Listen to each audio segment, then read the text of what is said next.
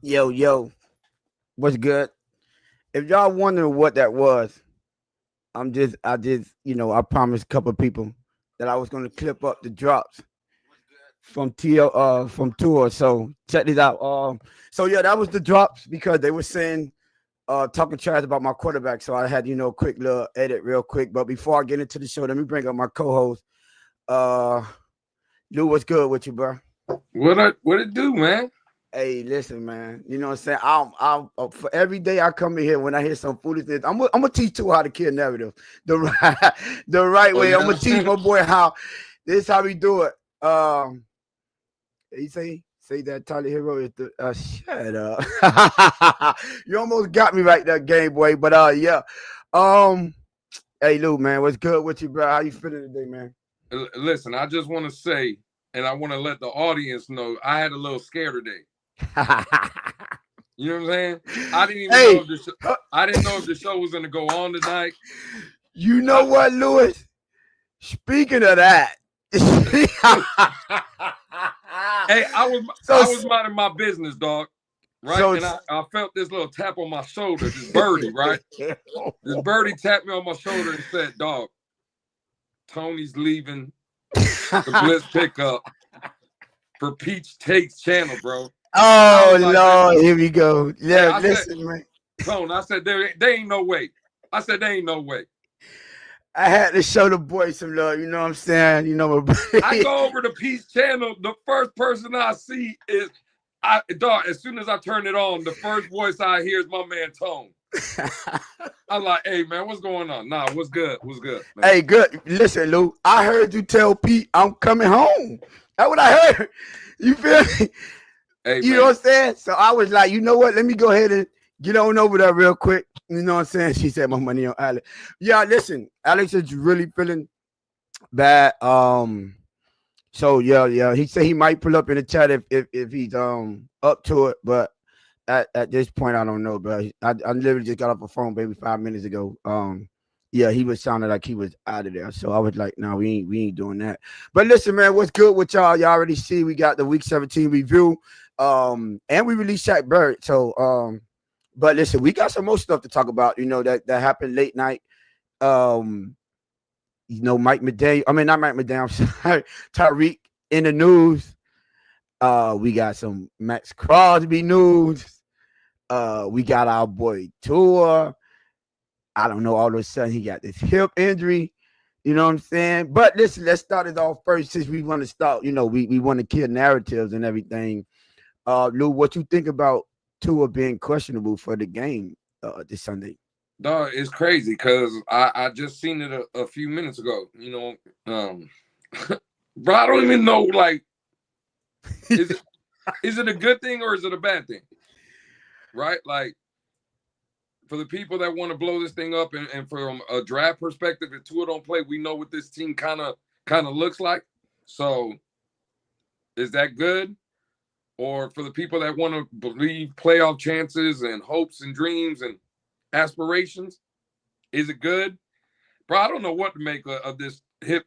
Again, it's not about the injury for me, Tony, right? Or if Yeah. you wanted to come out and say, "Hey, we're gonna shut Tua down," cool. I can respect that.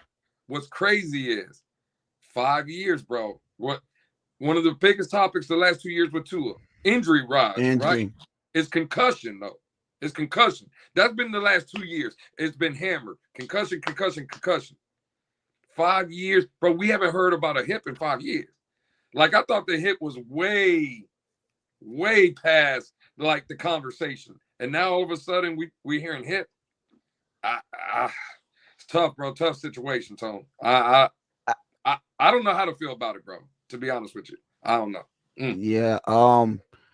First of all, shout out. Hey, Shake Money. I see you in the building. You see it? I guess you say, "Lil, crypto is on P channel and TLTG." Okay, crypto is on P channel and TLTG. Tony can be on the channel as well. At least he could get some wins on P channel. Shout out to you. Hey, Jose, I see you here. Game Boy, Scott Jackson, Nene. See, I'm giving y'all love early. I'm giving y'all love. I ain't waiting. Obviously, the Queen is in the building. Vicinity in the building. Game Boy 305, you almost got me with that. I can't hear you. You want me to say, you almost got me, Game Boy. Grumpy, I see you in the building, Grumpy. I seen him asking for you. I don't know why I thought Grumpy wasn't going to pull up. Trey, what's good with you? Mike. I'm helping Tua out this time. I did that video. It was kind of for you, Mike, because, I heard them slandering Tua while his play, and I'm like, yo, like, why we don't never point out what's really going on? You know what I'm saying? Like, all those drops, no one mentioned that. Now, let Tua would have threw another 3 interceptions, or let them would have been bad passes, incomplete touchdowns that he missed. We point them out. It would have been all over the goddamn internet. All over it, but hey, listen. It is what it is. I did hear Crypto was selling his tickets, though, to Cleveland, Lou, if you want to pull up. You know what I'm saying? Man, I ain't going. Man, first of all, I didn't pull up to Miami. You think I'm pulling up to Cleveland? I'm just saying, Crypto said it was cheap. Yeah. And he ready to say Look, now watch this, Tony. Right now, and I was trolling, right? But listen how crazy it is. I said, joking around with you, Alex, and a couple others, right? Oh, Tua or Tyreek hit his head. That's why he had them drops. He goes concussed, right? Facts. Look at this from Mike Best right here. He got dropped on his hip against the Texans. He's playing. He just banged up. But if both the Broncos and Chargers win, Tua won't play. So now it's crazy when I bring up Tyreek slamming on his head with a concussion. But now all of a sudden a mysterious hip injury happens with Tua, and now we breaking down plays now. and now we breaking down. You see what I'm saying, Tone? Hey, now we breaking down plays, dog. Hey, listen, man. Hey, man, listen, man. I want to teach my boy how to kill that. Mike Best, once you got that wrench, Mike Best, you on my side now, Mike. You feel what I'm saying? See, welcome to the winning side. You know what I'm saying? When you get that wrench, you become a winner. I don't know what's up with Shaq. Shaq, he just want to stick with Lewis. I get it. That's his homeboy, but you need friends like that. So Mike, good friend. Mike Best, welcome to the winning circle. But listen, this is what I think, dude. I'm not gonna lie. I think it is a built-in excuse. However, I don't think they need one. Like, he had a bad game. Listen, bro, this is killing narratives, right? This is all the stuff that he needs to like realize and be like, yo, you have a bad game, come back in the next game and show that how you still talented, that it don't affect you. Go out there and have one of your best games of the season. You know what I'm saying? I don't care if we feel like it's a meaningful game. That's us as fans. And I said this 2 shows ago and last show. Y'all still have to be professional. Go in there, be professional. We could complain all we want. We're not getting paid to be on that field. You guys are. So stop. I ain't going to say stop because I don't know what's really going on, but it's not looking too good. That should be 100. It's not looking good. Now, all of a sudden, all these phantom got doggone injuries is popping up. Now, all of a sudden, I don't know what happened 100%, but I'm hearing that Wes Welker was asked about the drops from the receivers, and he alluded to Tyreek wrist injury. We ain't hear none of this the whole season. Now it seems like the season is lost. It's every excuse in the book. Yes, phantom injury. So I mean, for me, as a fan, from the outside looking in, the soft narrative. Now here come the excuses. Now it's just like, listen, I will hope that we get to the point to where our team and our front office, our coaching staff, our players look at let's not act like that. Everybody say, oh, I don't pay attention to the media, I don't pay attention to the tape, I don't watch TV, I don't watch social media. That's cap. We already know that's 100% cap. But I hope we get to the point where they see that and it add fuel to the fire. You know what I'm saying? And they go out there and just do their job and not let it affect them. That's the mentally soft stuff that we're talking about. And I would love nothing more than for them to prove that whole narrative wrong, and for us to come on here and be like, you know what? Them boys proved us wrong. They went out there and showed us they was tough. They went out there and showed us they have what it takes to get the job done. Like, this ain't one of them channels that we just want our takes to be correct all the time. No, we just point out what we see, and hopefully they correct them. Call it a flip-flop. You know what I'm saying? I don't care. You know what I'm saying? But yeah, that injury thing, I just wish, I don't know, bro. You know what I'm saying? It's all of a sudden it just popped up now, Lou.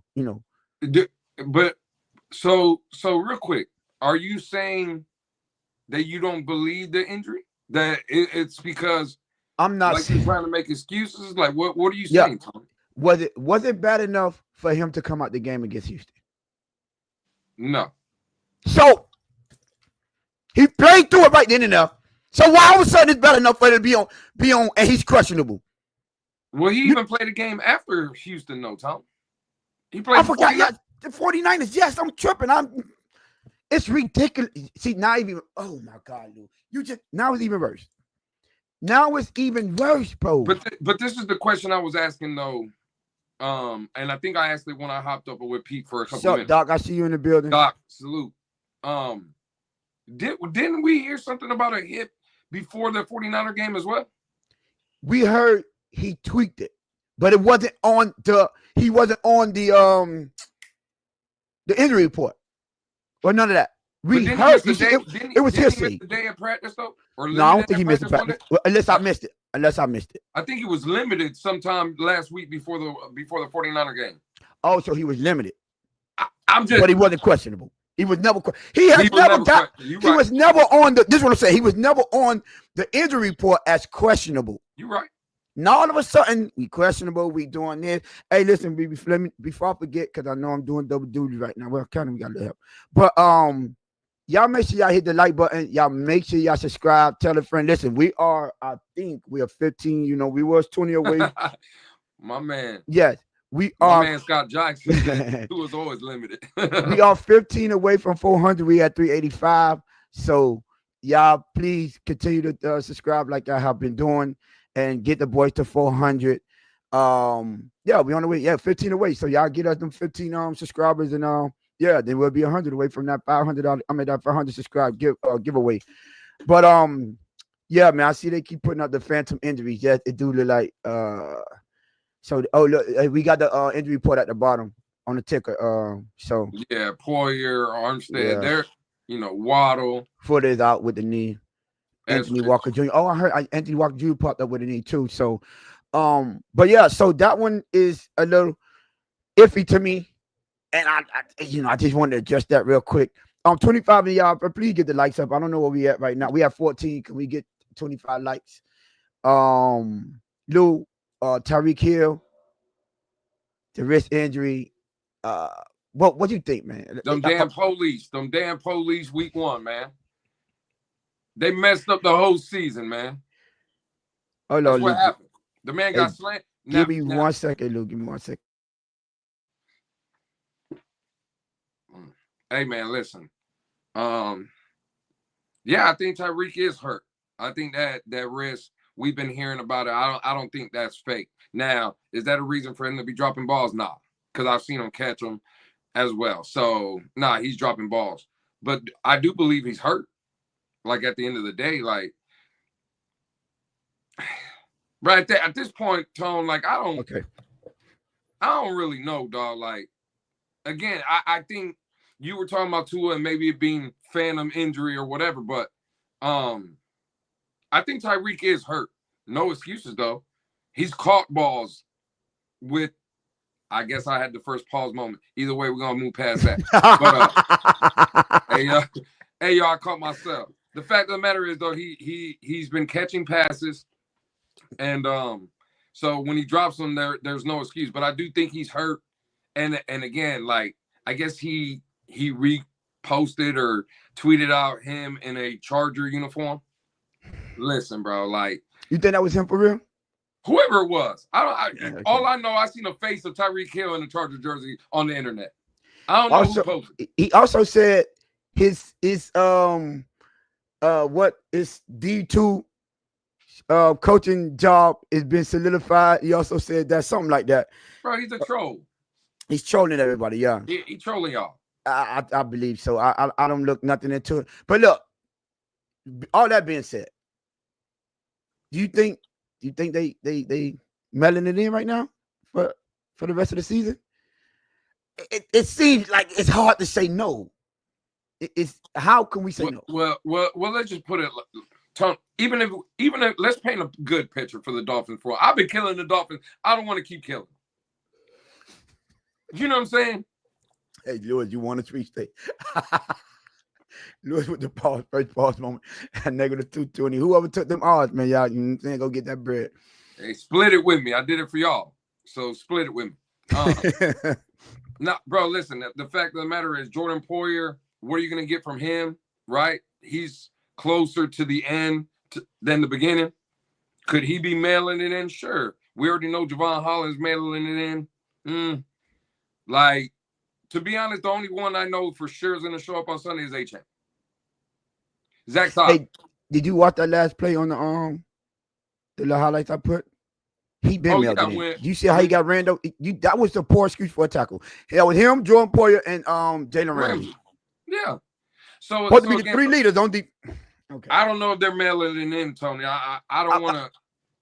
I put that in there for a reason because I show how our receiver was dropping the ball, and I showed a spectacular play by their receiver breaking 3 tackles from 3 supposed leaders on the defense to score a touchdown. That's all I'm saying.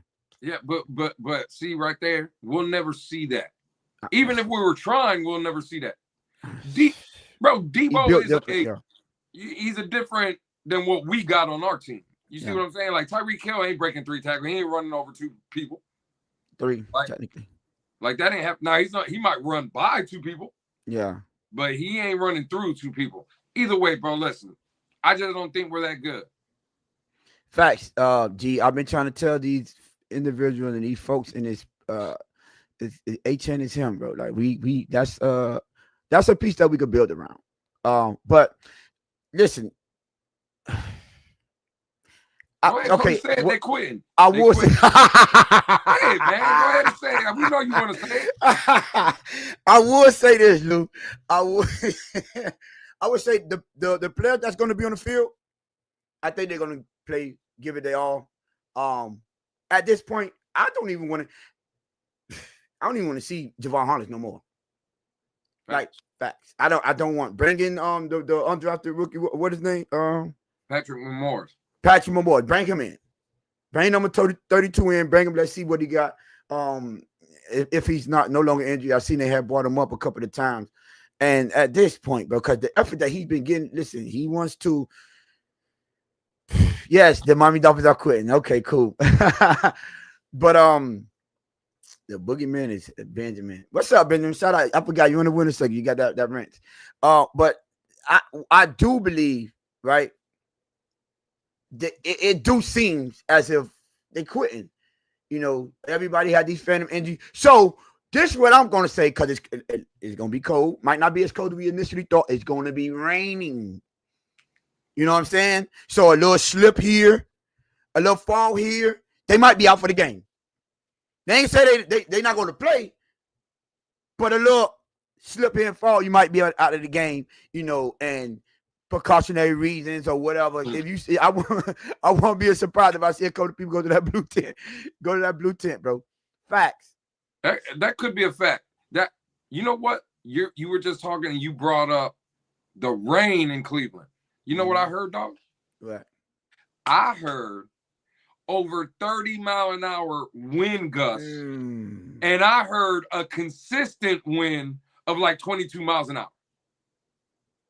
Hey, for the people that said they want to see the Miami Dolphins run the ball, I think you're gonna get your wish this week.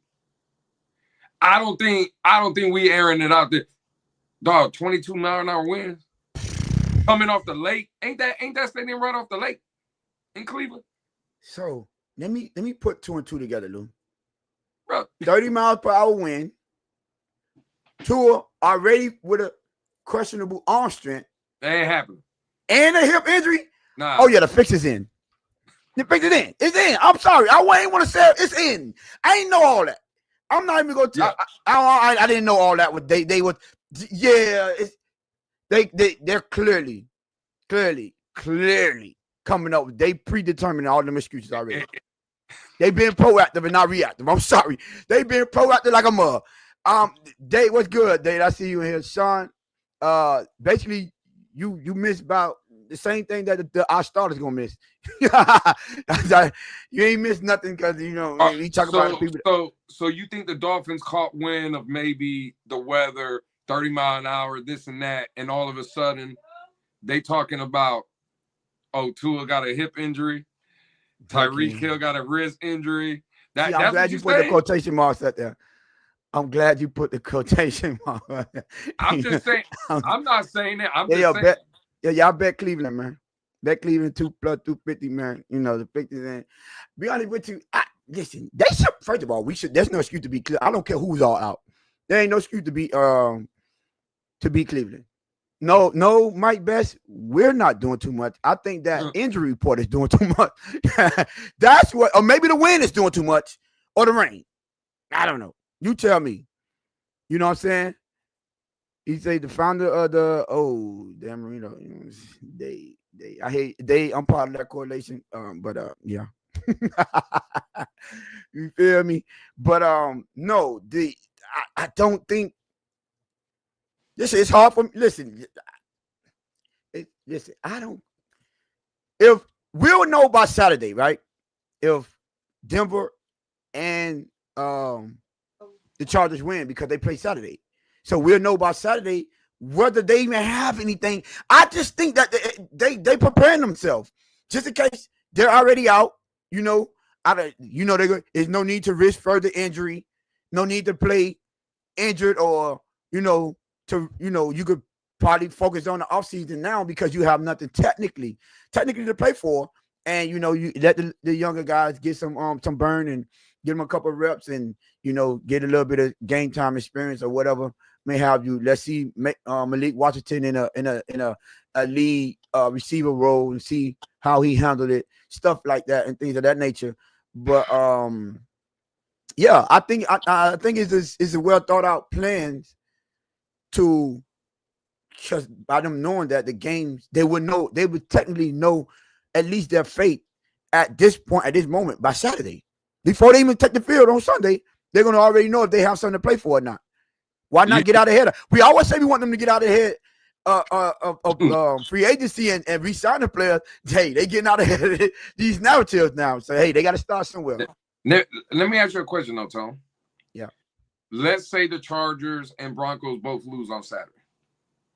Right? Now that gives Miami a reason to play hard. Right? I'm just asking you the question. Now, you said raining. We already know it's going to be cold. Right?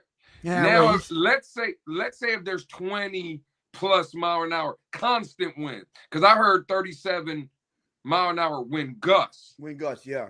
But constant wind, let's say 20 to 25 mile an hour constant in that bitch. How you think the team performs? That's the thing, bro.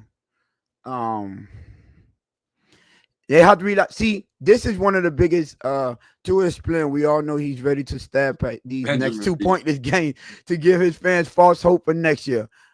You talking to the Tua and Benjamin? I agree. I tend to agree. But this is the thing that I want to see. Because I said this earlier on Peace Channel. Peace Take. Y'all go check him out over there. Peace Take. Subscribe over there. That's my brother. And I said, listen, because he was saying it's hard to evaluate our offensive line because Tua get the ball out so quickly, so they don't have to block that much, so it's hard to evaluate them. I say, yes, you can. One of the things that we tend to struggle in is when we're in a run situation and the defense know that we have to run. We're not successful with that. That's why we tend to struggle on 3rd and 4th and shorts, and closing games out. We haven't been as good in those situations, and that's when you can really evaluate the offensive line to see how they perform in those. Now it's mano y mano. Now it's you gotta execute. Now it's all about that word we always say, Lou, execution. They know what you're gonna do. We know what we're gonna do. Stop it. And more often than not, it's been stopped. You go back to the Tennessee game at the end of the last season. Up by 14 points and 4 minutes to go and couldn't get one first down. So these are the times where we can evaluate our offensive line and see if it really is a big improvement or it's just the element of surprise. It's the passing offense the reason why they're being so successful in the run offense. That's all I'm saying, because we're not used to just taking over a game and running the ball, successful game in and game out. We have games here and there, but it tends to fall off when we have to, or when defenses put an emphasis on, oh, I'm going to stop the run. Second half last year, game on the line in Buffalo. They said, oh, y'all had a good first half. We're going to put emphasis on, we're going to stack that box. Now, let's see if y'all can still either run us out of this, or can y'all, make a play in the passing game. And that's been a narrative as well. We can't impose our will on no one. Like, we don't do it. And that's a knock on us, and to credit to you, dude, for saying, listen, if you wanted to do that, we have to maybe build a team more in the Philadelphia Eagles, Baltimore Ravens type when you bring in personnel. So I just, I would, like I told earlier in the space, Lou, when you was having it, that construction of the team that we had with the Jay Ajayi, that's more of the line that we needed. Because if we had Tua in that offense, I think he wins playoff games. Because for a fact, Jay Ajayi coming to play every game. That offensive line coming to play every game, it traveled. We ran Buffalo out the field with that construction of a team, and I don't understand how you don't mirror that and just add on and build on that. It's like, bro, that's the one. That's the last time we swept Buffalo. The last time. Yeah, but I don't think they had Josh Allen, did they? No. We beat Tyrod Taylor, what I'm saying is he ran for 200 yards on them twice. I mean, yeah. No, not twice. He ran back-to-back 200 yards, but the second one was against Buffalo. You know what I'm saying? So even if you even look how the games when we played with Josh Allen, it's not like every game they blow us out. It's the ones when our quarterback turns the ball over, or our running backs, Mostert, fumbled the ball twice in one game, and the turnovers put the game out of hand. Right. Those are the times when we get blowed out. For the most part, it's always close games. Always. So with a more competent quarterback, I think the way that team was built and constructed is built more for the playoffs and success. You know what I mean? So, hey, even in the playoff game against Pittsburgh, we was going in, I think, to either tie or be down by one, and James Harrison ran Matt Moore down and made him fumble right before halftime, changed the whole complexion of that game.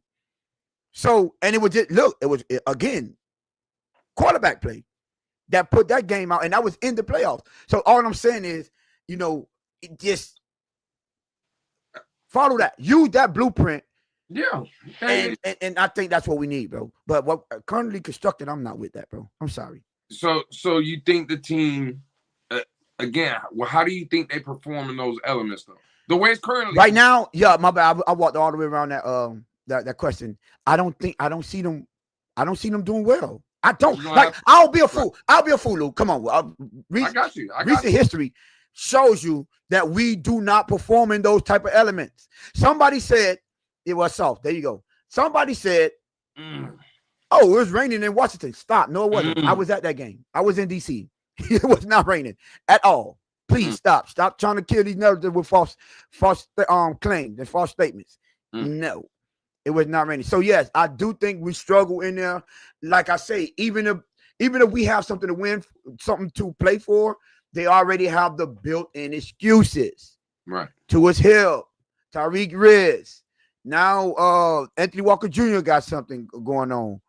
Fuller is out again. Like, it's just, and never going. I mean, at this point, if you're not tired of the same thing year in and year out, I don't know what to tell you. But yeah, I don't. What you think? I know you probably think I know you feel like they're not. They're not going to perform well. I don't know if anybody. Sometimes I go and I listen to our opponents, what they say. Right, we're always worried about what Tua's saying on Wednesday. McDaniel, Weaver. We know what Crypto think. Yeah, well, Crypto thinks it's over Saturday night anyway. He got. Yeah, that's what I'm saying. He got the Broncos and Chargers both winning, so it don't really matter for Crypto.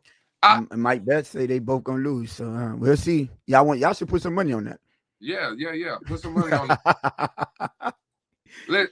Listen, bro. Like, again, I listen to Grant Delpit talk about the offense and Tua and stuff, and he tried to be nice. He wanted to be disrespectful. You could tell, bro. Like the man was sitting there answering questions, and that's PR 101. Whoever talked to that man before he got in front of that microphone, salute to you. Because you had that boy prepared, because that boy wanted to be disrespectful.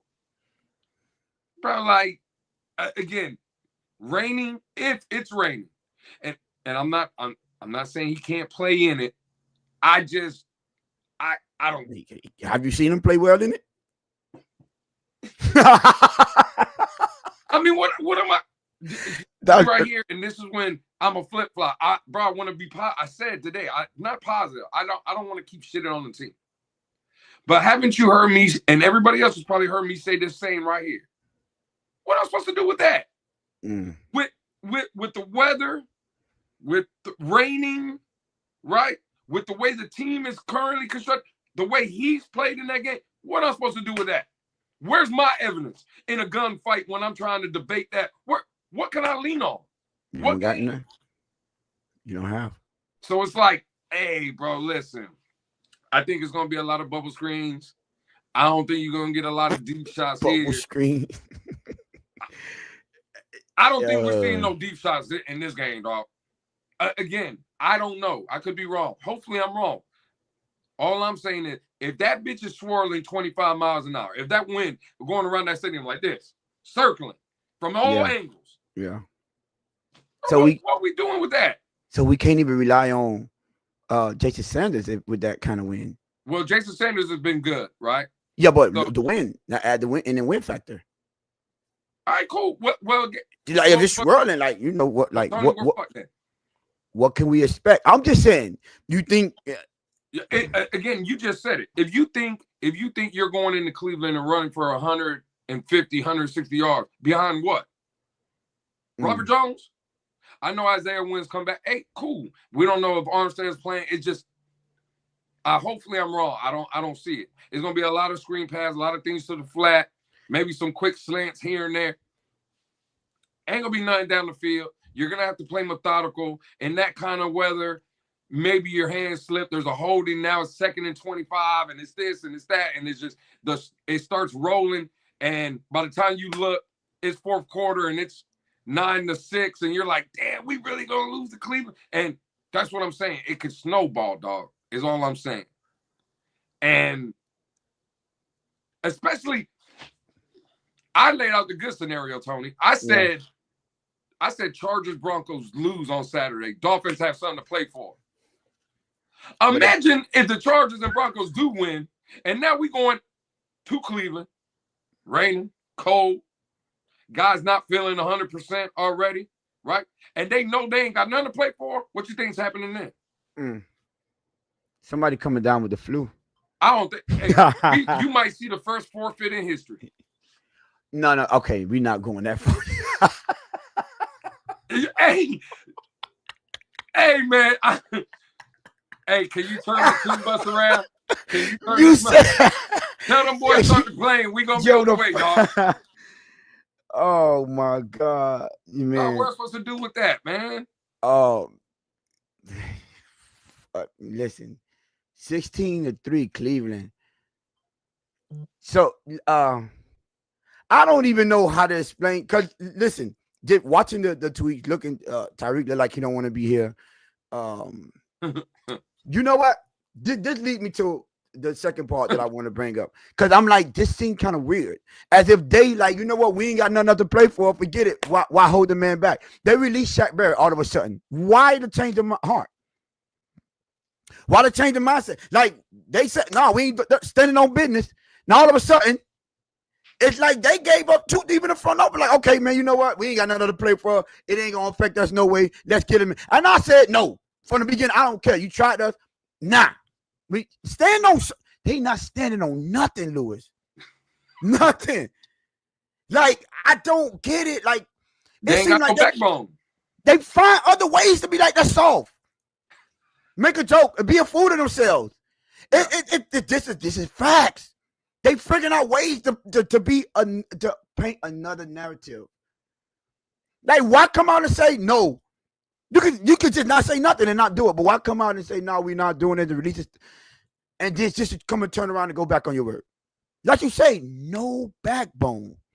Don't stand on nothing. Like, it's getting outrageous. It's getting ridiculous. You know what I'm saying? Especially, and I'm not going to lie, because I know I said he was trolling, bro.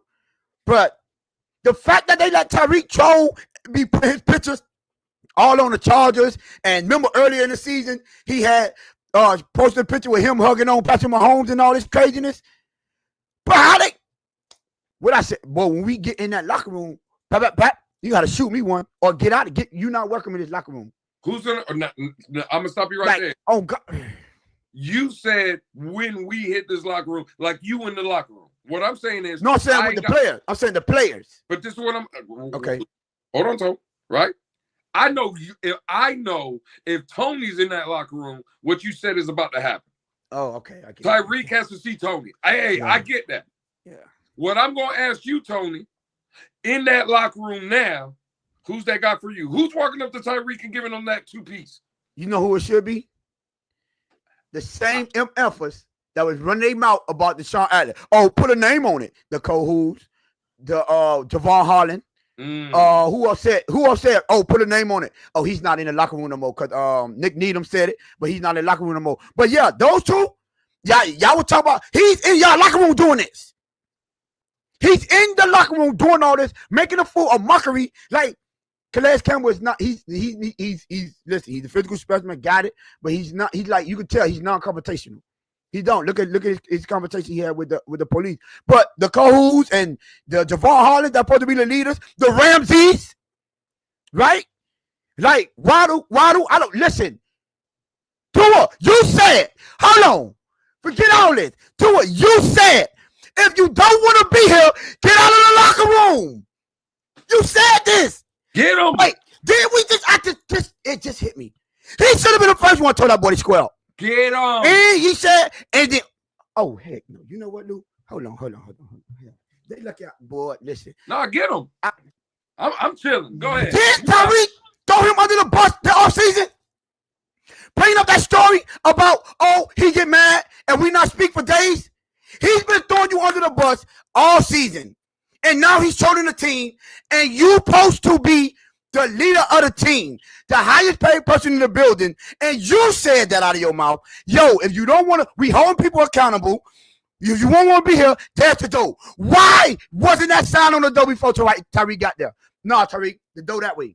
You know what? He should have had that mean. You know what he should have sung him? He should have sung that mean when that Jets player tried to go in the building and he couldn't get in the building. That should have been the first thing that he should have sung to him. Somebody should have set an example, because at this point, why is this man getting away with this? In the locker room, like, clowning y'all. And this is what a soft narrative is. Because have we ever, I don't care, find me in history, saw a player playing for a team constantly doing this kind of stuff, putting his pictures out with his former team, putting his memes with different teams. You get what I'm saying? Making these subliminal messages. Oh, I'm about to, maybe I'm going to quit, maybe I'm not. How is this being allowed in our locker room, and we think we're going to kill narrative about this team being soft? That's from the front office. That's from the owner on down. Because, Ross, why is you letting this happen in your building? Who ain't stopping it? Hey, listen, I don't care what you got with that social media. Long as you in my building and my paycheck, my money my name is on that paycheck, but I bet not see another tweet. Matter of fact, put a picture right now, video of you burning all that stuff that you did. Make a statement, just like you made a statement about this team, because we're not allowing this. Where is the leadership? This is the type of stuff that we need. You know what? Championship teams, they fight over this kind of stuff. Championship teams, they check people over this type of stuff. They set a standard. This is, you know what they say? Heat culture. What is the culture here? Allow people to go do that? Do whatever you want. There's no consequences, no repercussion. None of that. It's like, I just thought about that. Yo, you got this man in here. He been, since the offseason, he been running his mouth. Putting out stuff behind closed doors that ain't supposed to have been out there. You get what I'm saying? And then you can't, no. Ramsey too. You had everybody in the huddle telling them, oh, this year we not being soft, we not doing this, and everybody was paying them for that rent. What was the rent when Tyreek got back to that locker room? What was you standing on business?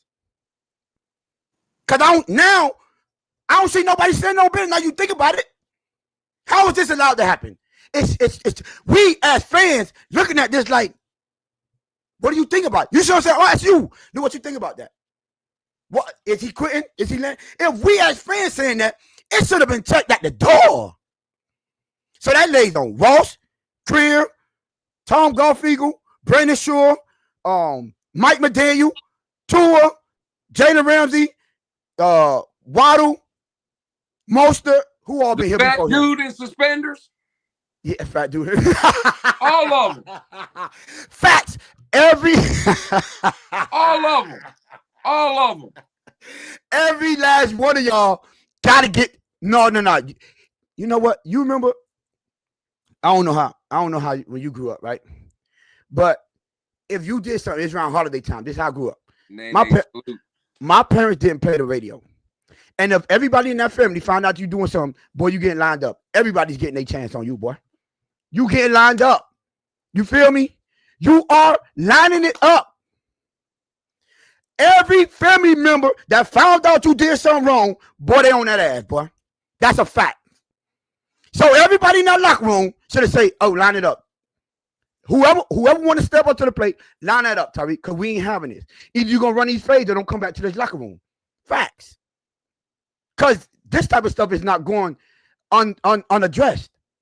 You have somebody got to stand for something. This is, you know what? That is man. I'm just disappointed now. Because now this is 100% proven. Because I'm like, you know what? Keep it behind closed doors, blah, blah, blah, blah, blah, right? Mm-hmm. But the fact that this stuff will continue to go on and on and on, and nobody has stopped this, it goes to show everybody in that locker room. So that's why Jordan Brooks, he didn't have a care in the world where he was saying, yeah, it's soft. I ain't appreciate the way they perform. He didn't care who was behind him. He didn't care who was listening to him. Because he came in here and said, they soft. They weren't lying about this. It's soft. Nah. It's ridiculous, bro. That's that, man. Yeah, nah. That is, no. That's, no. I ain't accepting this. Now, you know what? I'm so glad. I'm done. I'm gonna leave it like that, Lou. Because I'm glad. And people say that I'm the bully. No, hold on. Wait, no. That's not bully mentality. That's standing on business. Like the facts. 10 toes down. Bullies go pick on people that don't deserve it. They just pick on people lesser than them. They pick on people that's not doing nothing. You get what I'm saying? And they feel like they bigger than them, and that person is not going to fight them back. Well, that's what we doing though. How? Tyreek ain't gonna fight back? When the Dolphins ever fought back? Don't run your mouth then. But see, the first thing you said, and I loved your rant. That's why I went just like that. I was chilling. Go ahead. But listen to what you first said. Now, when Deshaun Elliott just did this interview, or when it came out, he's in a whole nother locker room. They can't get their hands on him. They were all chirping. You see what I'm saying? They were all chirping Deshaun Elliott out of the locker room. Mm-hmm. Now, to your point, Tyreek does this stuff. No one says nothing. Hey, homie, 3 weeks ago, we seen you in Kansas City pants on holding your new kid. 2 months ago, we seen you put a picture up where you hugging Patrick Mahomes in a Kansas City uniform. I forgot about the picture with the... Now all of a sudden, you in a Charger jersey, right? No one says nothing, but Tyreek's in that building, right? Again, they clapped at Deshaun Elliott. They wanted all the smoke. He wasn't there. Tyreek in your building, you ain't saying nothing. Watch this, Tone. Jordan Poyer had never played with the Dolphins. Never. That man was here for about a week, dog. He said it was... His wife comes out and makes a statement. They don't practice hard. He comes out and says, yeah, we thought the Dolphins were soft, dog. You would kind of punch them in the mouth, hit them early. They won't respond. That's what that man said. He in the building. Yeah. Ain't nobody clap back. You ain't hear not one story. The man that did interviews there wasn't no black eye. We didn't hear no rumor of no fight. No one, he in the building. Now they were clapped back, right? At Deshaun Elliott, though. Put a name on it. Ask it for a friend. You said it in your rant. Jordan Brooks standing in your locker room. After a game where it's nationally televised, primetime, Thanksgiving, bellies full, all eyes on you. Yeah. That man sitting in the locker room calling everybody in that bitch soft. Now, I'm asking, when he did that interview, do you believe there was a player, a coach, anybody else in that locker room with him? Yeah, you seen people walk behind him. He said it. Hey, did you hear anything about no clapping back? Nope. Did you I ain't hear hear nothing about no player. about anybody saying it? So I just gave you 3 different situations of people in that room ain't saying a peep. Everything you said. Now, the one person they did want to clap back at, though, he ain't in the building. That's crazy, dog. But then we flip-floppers. We don't know what we talking about. We're just haters. This team is soft, dog. My whole issue is we soft. Yeah, it's like we soft. It's like one, twice. One is too many, right? And sometimes, see, now this is when it's gonna get tough for everybody, because we could talk about the players all we want, and it always comes down to the players. But then at the same time, coach, what you doing? Stephen Ross, what you doing? Grill, what you doing? Somebody got to say something and then be like, you know what? We got to get players in this locker room that's going to stand on business. Because I guarantee you, you go in the Baltimore Ravens, especially when they had the EVE, the Ray Lewis, the Terrell Suggs and all that, you ain't see none of this foolishness. It ain't happening. It's not happening nowhere else but here in Miami, when everybody has to be friends, the collective. The problem with the collective is no one can go against the group. So there's no competition. So how are you built around that narrative? I mean, that mindset, right? And then that's how y'all make y'all decisions. But the NFL football is all about confrontations. The whole sport is built on that. I'm better than you. You try to jam me, I try to push you down or get you up. Offensive line, defensive line, head-to-head collisions, right? You know what I'm saying? Running backs, tackle. People try to, defense try to tackle you. You try to break tackles or you elude the tackles. It's all about confrontation. And then you want to come in here from the top to the bottom. It's already a recipe for disaster. Facts. You know what? I ain't mean to go on How that did rant. we get here, Tony? You know what? I'm gonna be real with you, because people started to talk about Mike McDaniel. They were talking about, and I brought this up last time when Brian Flores was here, and they made that. I guess they said it was Jakeem Grant, right? In that game, he was the only one winning the throw hands out there. Y'all, you remember that? The whole team was holding him back. How was the whole team holding Coach back when y'all supposed to be right behind him, ready to go to war? Facts. If Coach fighting, we fighting. Facts. I thought the coaches were supposed to hold the players back. Facts. That should have been a rumble in the jungle. And so we can't put this on Mike McDaniel. We can't. Listen, I don't even think we can put this on Chris Greer. I'm going to be real with you. Because as quiet as it kept, you could say all you want. You know what I'm saying? I could walk in that locker room or any locker room, right? And my upper management, non-confrontational, they come do my job. I'm gonna do whatever I gotta do, because I'm gonna respect. As a man, you respect people. You don't disrespect people. So you pay me, I'm gonna do a job in that locker room. When it's deemed to have player leaders, you gotta have people that hold people accountable, right? And this is how you build teams. You know what I'm saying? I don't care how soft the front office is. It ain't happening down here, not on my team. If I'm one of the leaders, I got to see on my... Bro, that ain't happening over here. It's not. So at the end of the day, it boils down to the players in the locker room. I'm sorry. When it all comes down to it, we could complain about Mike McDaniel, Chris Greer. They don't got to get on the field. Them players do. Bro, it's so many. Listen, I hate to bring it up, but I'm gonna bring it up. You know what I'm saying? When you go to the Heat, bro, go listen to all the stories from them championship teams. The first one when Shaq, Alonzo Mourning, and all them, Shaq was ready to fight Pat Riley. You feel what I'm saying? He ready to fight the GM. He ready to put his feet down.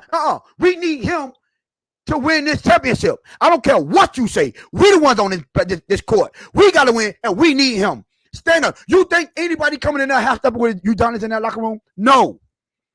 First thing you do, you got to go holler at UD because he got to let you know how it rolls here. When that I think with Joel, whoever that was, when they were finna fight, UD had to get that boy up off him. Hurry up in the locker room. Say, boy, you about to be gone by the time he get in here because he finna light you up in here. So you got those are the players. I don't see no coach teaching them how to do that. I don't see nobody got to go stand and holler at Pat Riley to learn the Heat coaches. No, you go to the players. So we got to keep the same energy. These players are soft. I'm sorry. The ones that aren't soft are complaining about how soft his teammates are. Deshaun Elliott said it clearly. You know what? In Pittsburgh, I'm glad that I'm actually going into the game, and I feel like I actually have a team that'll fight back. I have an opportunity to win this game because when the going gets tough, I got a team that's willing to fight. Tua will be eating potato chips on the couch during the playoff.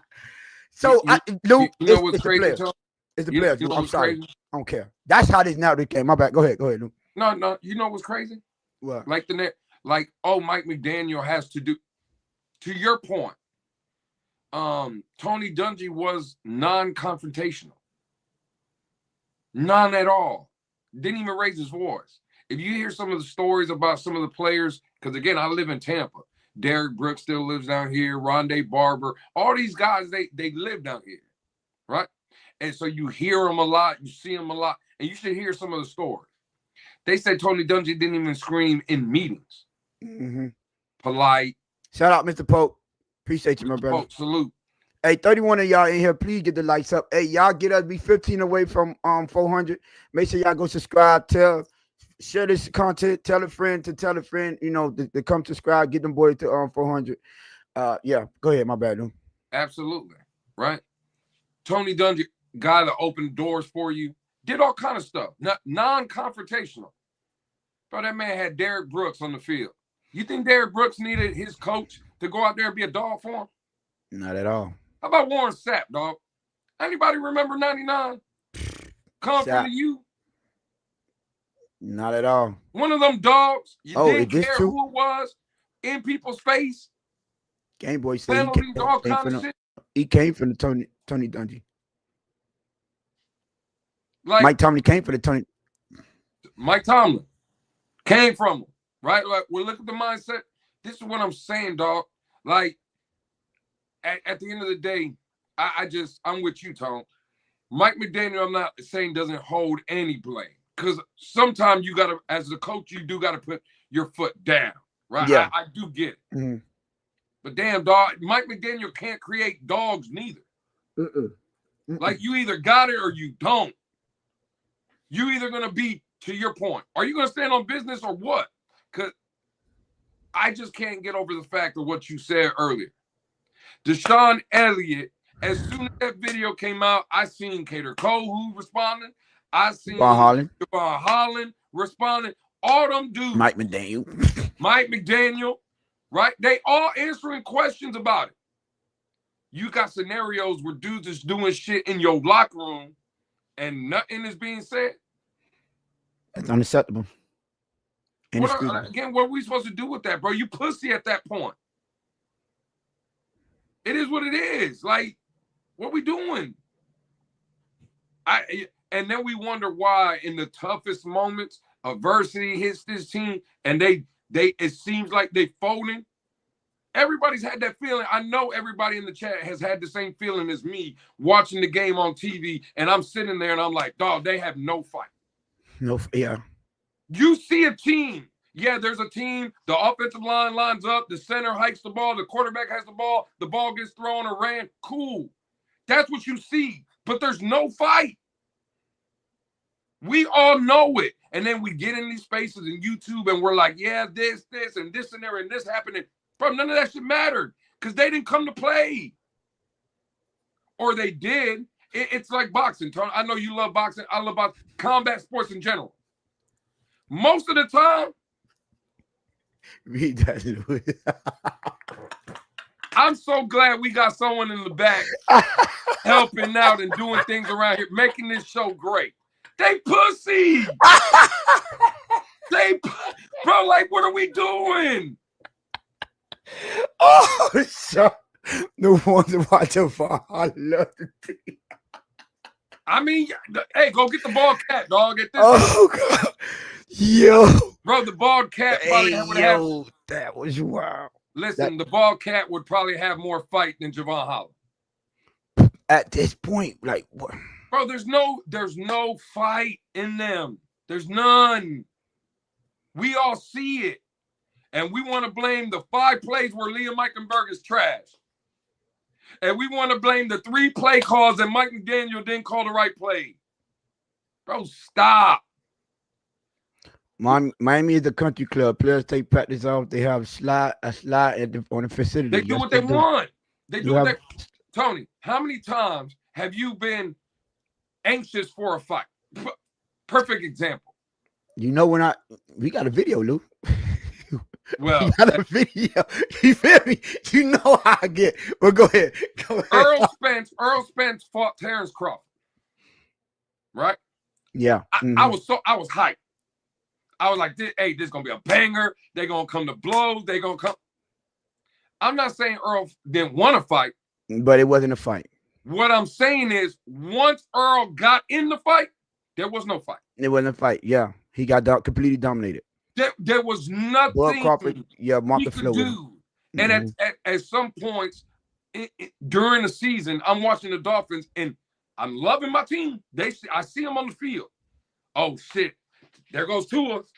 Hey, look at Reek. Bro, it's for nothing. There's no fight. I know it.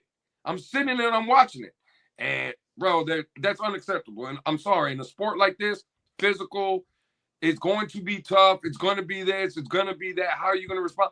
Bro, this team don't have no fight. I'm sorry.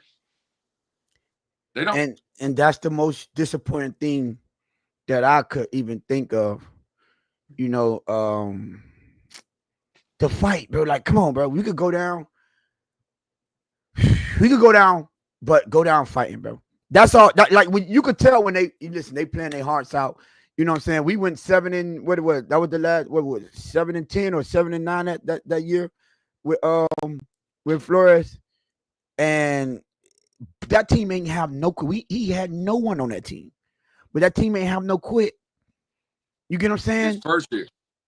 His first, like, come on, bro. Like you, I get it, bro. That team performed so well. They would talk about that man for. Remember, they thought. I know it's only 4 or 5 wins, but we should put with the talent he have and the way he got them to play. They would talk about him as coach of the year. Remember that? Because of the effort they was giving out there. It's ridiculous. I just say, at the end of the day, you know what I'm saying? Tua actually go down the slide. I wouldn't, you know what? I wouldn't even be surprised if that happened. At the end of the day, you cannot coach effort. You cannot coach heart. That had to either in you or you don't. You have it or you don't. That's a fact. If you can't make a soft person tough, you can't. You could tell them you got to stand up for yourself. You could tell them that, but if it's not built in, you speaking to a wall because you can't change nothing. He has to be about that, or he has to at least, you know what I'm saying, be willing. Like you can't. Will is they say, do you have the will to win? You know what I'm saying? Do you have the heart to win? Will be skilled any day of the week. No, I don't. I think. Well, you know what? I ain't gonna answer. Never mind.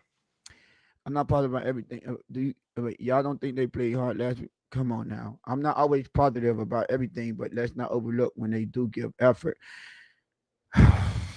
So they played against a team that was hurt. I was just going to say it's easy to do that when a team's hurt. That mention they stop playing and they quit. They had nothing to play for. They were eliminated before the game started. Yeah, Kyle Shanahan came out there and said it the first time. He didn't. The effort wasn't. You know what? You know what? What are we doing? Listen, don't get lost in the message. See what I'm saying? It's a message. Grumpy, you talk about dream killers, my brother. We not if it's speaking facts, killing dreams. I'm sorry to tell you, bro. You have a nightmare, not dreams, bro. Or you just delusional. We just speaking facts. This is what it takes. See, this is what I'm saying. And you know they say what we're talking about is how you build champions. We're trying to build a winning franchise. We talk about mindset. Our fan base are feeling some type of way about this, us talking about their mindset. And this is like, we can't even raise our standard for what we want as a culture here for the Dolphins. Like, we trying to build a championship here. I mean, a champion here, a champion franchise, a winning franchise that could go year in, year out. One thing, we don't have no type of culture. When you go to those teams that I know, you know what you get from Pittsburgh. It's been that culture for years. We know what there is no, that's a Miami Dolphins type player, unless he's fast. You know what? We probably do, unless he's fast. But when you go to the Pittsburgh, when you see a hard, tough nose guy, that's a Pittsburgh. He's a Pittsburgh guy. Is a Patriots guy, the Patriots way. That's a Baltimore Raven, tough physical person. Mm-hmm. You know what I'm saying? When you get those bullies, they're gonna name those bully teams. He's a Raven because of your pedigree. We have a culture. It's softness. You know what? Quality of character, speed. They say speed kills here. You know what? Because we say down in here in Miami, right? South Florida. We always say speed kills. But I want to point somebody, anybody from Dade County, if you go to our high school games, the thing that get the biggest applause from any time in the fan is big hits. Not the bombs, not the nice juke move, not the lone touchdown. If you see a big hit, that stadium is going to erupt. Erupt like crazy, because that's what we live for. I just don't see that in this team, because that's toughness. We want to see physical football. And this team do not take on the culture. It doesn't. And that's why it's like, come on, bro. Like, what is this? We don't do this. Yo, my favorite position on it is the quarterback. I like defense, bro. Because that's what, when our team has an amazing defense, it's when I'm most excited. That's why I started the season. I'm like, bro, I'm so excited to see how Jordan Brooks come in, because he was known as a hard hitter. You get what I'm saying? Anthony Walker Jr. known as another one to bring that thunder. You feel what I'm saying? So I'm like, yeah, I just need I just need that same type of energy to just bring that to the Dolphins, to the facility. I don't like the makeup, bro. I don't. All the speed he got. That's why, Lou, what we wanted Brian Thomas Jr. That's what he's done. Only thing speed is killing his career. CCRR. That's a fact. Hey, man, that's hilarious, dog. Hey, that's a fact. Hey, listen, man, 38 of y'all still in the building, man. Please hit that like button. Please subscribe. Get the boys to 400. We 15 away. You know what I'm saying? Let's try to get them boys to the 400 real quick. You know what I'm saying? Listen, y'all come here to see, and people keep it real. We're gonna keep it real. We're not going to give you the fluff. I'm sorry, that's not how we do this. When we complain, it's gonna be legitimate complaints. It's gonna be fact based. It's not gonna be feelings based. We're going to hold this team to a specific standard. Like, you just saw it live when I just caught wind to stuff that Tyreek was getting away with. It's like, wait a minute. What? Ain't nobody gonna check this man? Why we on panels checking it? He's not gonna listen to us. Let's be real. But that locker room should have been like, yo, but you playing with us though, bro. Like, when you putting that out there, you not thinking you disrespecting us? The fact I always say, bro, when you first meet me, right? You say something slick out your mouth, I'm gonna check you right then and there. Now, from then on, you're going to know either not to play with me or you're going to call me out. I'm going to have to stand on my business. You feel what I'm saying? So the fact that these players have been here the whole season, and Tyreek been here for years now, and he's comfortable with doing that, tells me what it hit. I'm like, you know what? It's nothing we could do. It's in the building. For him to be comfortable doing this kind of stuff that's pissing us off.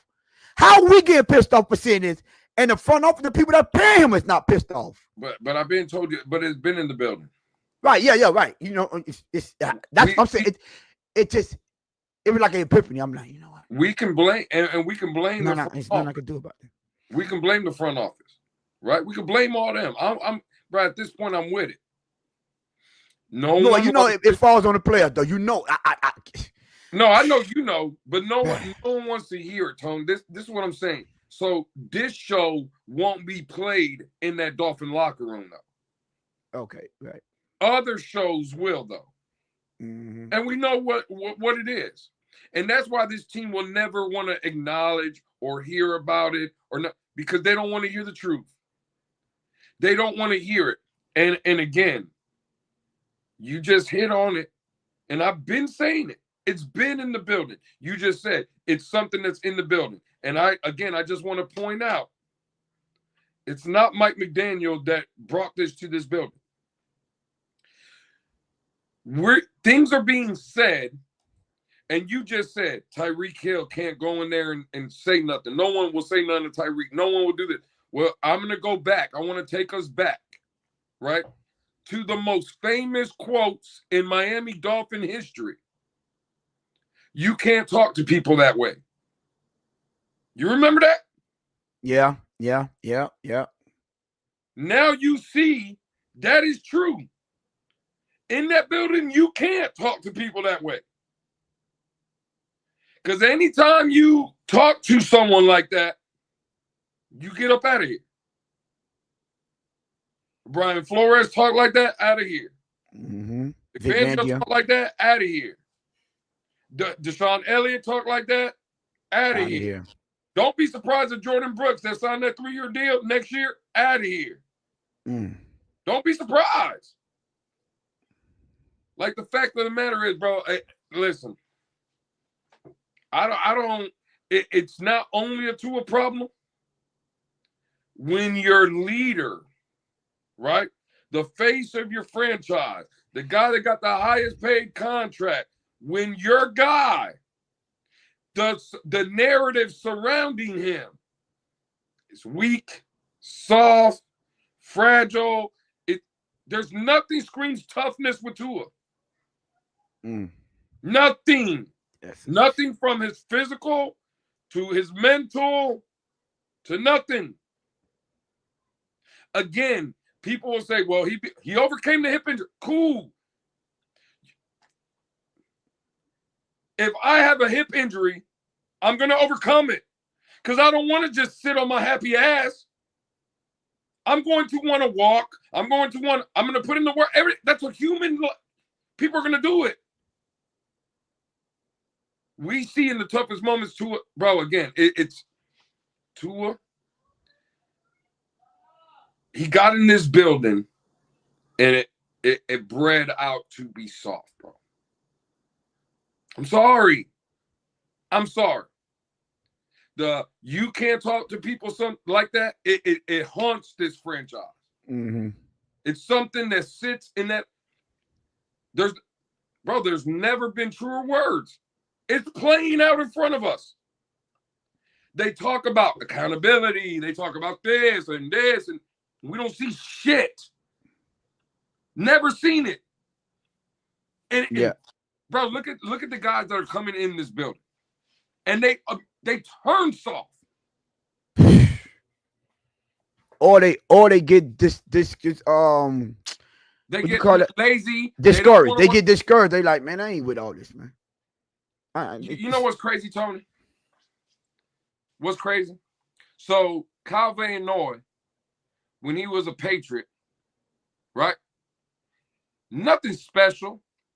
Mm-hmm. Guy work hard, made plays, glue guy in the building. Right? A glue guy. Excuse me. Now I know he probably had some problem with Flores or whatever the case may be, right? He just wasn't productive when he was here like that. He wasn't, and again, he wasn't special in New England, but he wasn't even what he was in New England here. The only reason I'm bringing Kyle Van Noy up, we let him go. Baltimore. Everybody tells me, well, Kyle Van Noy, he's already old, he's done, he's washed, he's trash, he's this, he's that. Again, he's nothing special in Baltimore, but are you watching him? Last year, double-digit sacks. This year, I think he has 9.5. I think the year before that, in Baltimore, he had 8.5. Why do you think that is? And last year is the one when he's one of the ones that threw Teron Armstead with one hand. Why do you think he was productive in New England, not productive here, productive when he left? David, is that true? He got 11 sacks this year? 11. What? How does that happen? Could it be the culture? Could it be that you come to Miami and it's, again, whoever's in the back is doing a great job? Facts. You come here and you do slides, and it's bar mitzvahs, and it's barbecues, and it's Disney on Ice. Where the fuck is the toughness? Where's the work? Where's the I'm here to work.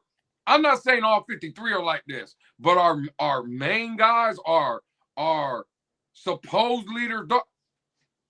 Again, where's Jalen Ramsey? Please stand up. With a real Jalen Ramsey, please stand up. Where's he at? I seen earlier when the conversation first started, and Tony, we were talking about Tyreek, what Tyreek did. And people in the chat, I forgot who it was, said, where's Calais? Calais is 300 pounds, dog. Tyreek Hill's a $150. Mm-hmm. That's not Calais Campbell's job. Mm-hmm. Now, Calais Campbell can, as a veteran, can pull him to the side and talk to him, right? But I don't want no talking. Wait, Lou, hold on. Before you pass, because I don't want to cut you off because I like the way you're cooking, right? Calais Campbell just got in this building. That's why I named all the people that was here before. Why a new dude got to come in here and check Tyreek that was here before? What about the people that's here? And that is, you know what? You remember this word been going thrown around, Lou? The foundational players. Why they ain't the one checking him? Why? Shout out to my boy Em. I see you in the chat. I'm gonna throw that out. Take a shout out to you. Who? But yeah, some give him. But why aren't these players checking him? Because that's the player that I named. People that was deemed foundational players, or players that's supposed to be here from the near and long future, right? Why they ain't the one checking him? Why is this type of stuff allowed in the locker room? Because they saw. Ain't no way, dog. There is no way, and I'm sorry, bro. That mindset is like, I like if you don't get the mindset, I can't. I can't do like I don't know how I can't get you to understand where I'm coming from, because I'm taking that as disrespect. I'm sorry. We are meet. Listen, I'm there. See, like if let's say I usually get there 10 minutes early, just so get in there, but I'm there 30 minutes early. I'm planning out where I'm gonna stand, where I'm gonna catch him at, how I'm gonna wait till he get in a spot to where he can't escape me, and we finna thump this out. Coach is gonna have to come get us and separate us, because I'm trying to set a standard here, and I'm gonna make an example out of you. And anybody else that feel like they're gonna go out there and do something, hey, you got to be willing to come see me then. See me about that. Hey, Mike Beth has that's why you got a wrench. On the internet a lot, but hey, listen, man. I ain't got nothing. Boy, listen here, man. Y'all leave my dog alone. Yeah, listen. No accountability from the top, trickling it down to the players. But you know what, Mr. Pope? That's why I said me. I can't listen. I know we want to bring people in the suits and the ties and all that, but when it comes down to it, it's the players. Man, that man can scream from that office all he wants. The only thing he can do is get rid of them. And once you invest in them, you're not going to just get rid of that money. Not the way the NFL is set up. That's why you have to have those dogs in the locker room that holds players accountable. When you come here, this is the standard. Go ahead. Real quick. Would you rather leave? I just want to answer this. Because this is the mindset that I want my team to have. Who would you rather lead you out of a foxhole, Mike McDaniel or Mike Tomlin? Neither. Why not? Oh, the players. I get what you see here. Neither. I want to be the one leading us out of the goddamn foxhole. I need to find that clip of Ray Lewis that I sent to y'all when they brought them in the locker room. They brought them into practice because it was raining. Ray Lewis was literally going off on his coaches. Fact. What is this softness y'all got to do? Y'all gonna turn us soft. You mean a little bit of rain and we got to come in? Y'all making it soft. People are getting soft. He said football is supposed to hurt. It's supposed to be painful. What is this? That was a player telling his coaches that. He told the coaches that, right? Yeah. Oh, okay, all right. Telling his coaches, yo, why y'all bringing us in because of a little bit of rain? He was mad about that. Like, I'm telling y'all, bro, if y'all don't understand, them players are the ones that got to do that because you are the one that's going to battle. It ain't like back in the days when the king went to battle with the soldiers. Nah, bro. Coach is going to be on the sideline. He can't go punch that dude in the mouth for you. He can't go get that lick back. I agree, Cruz. Yeah, he is. I'm sorry, bro. Listen, man. I'm sorry, but when it comes down to this type of stuff, culture, narratives, and soft, and locker room, and all that, that's 100% the players.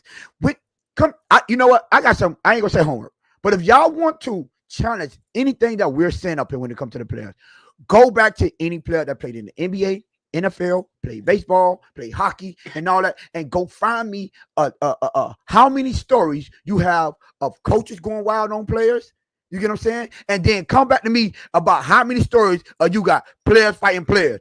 Oh, he said this on the field. He said when the next time we get back. You ain't gonna find no story of the coach telling that player, boy, you better go get that get back. Oh no, don't let him talk to you like that.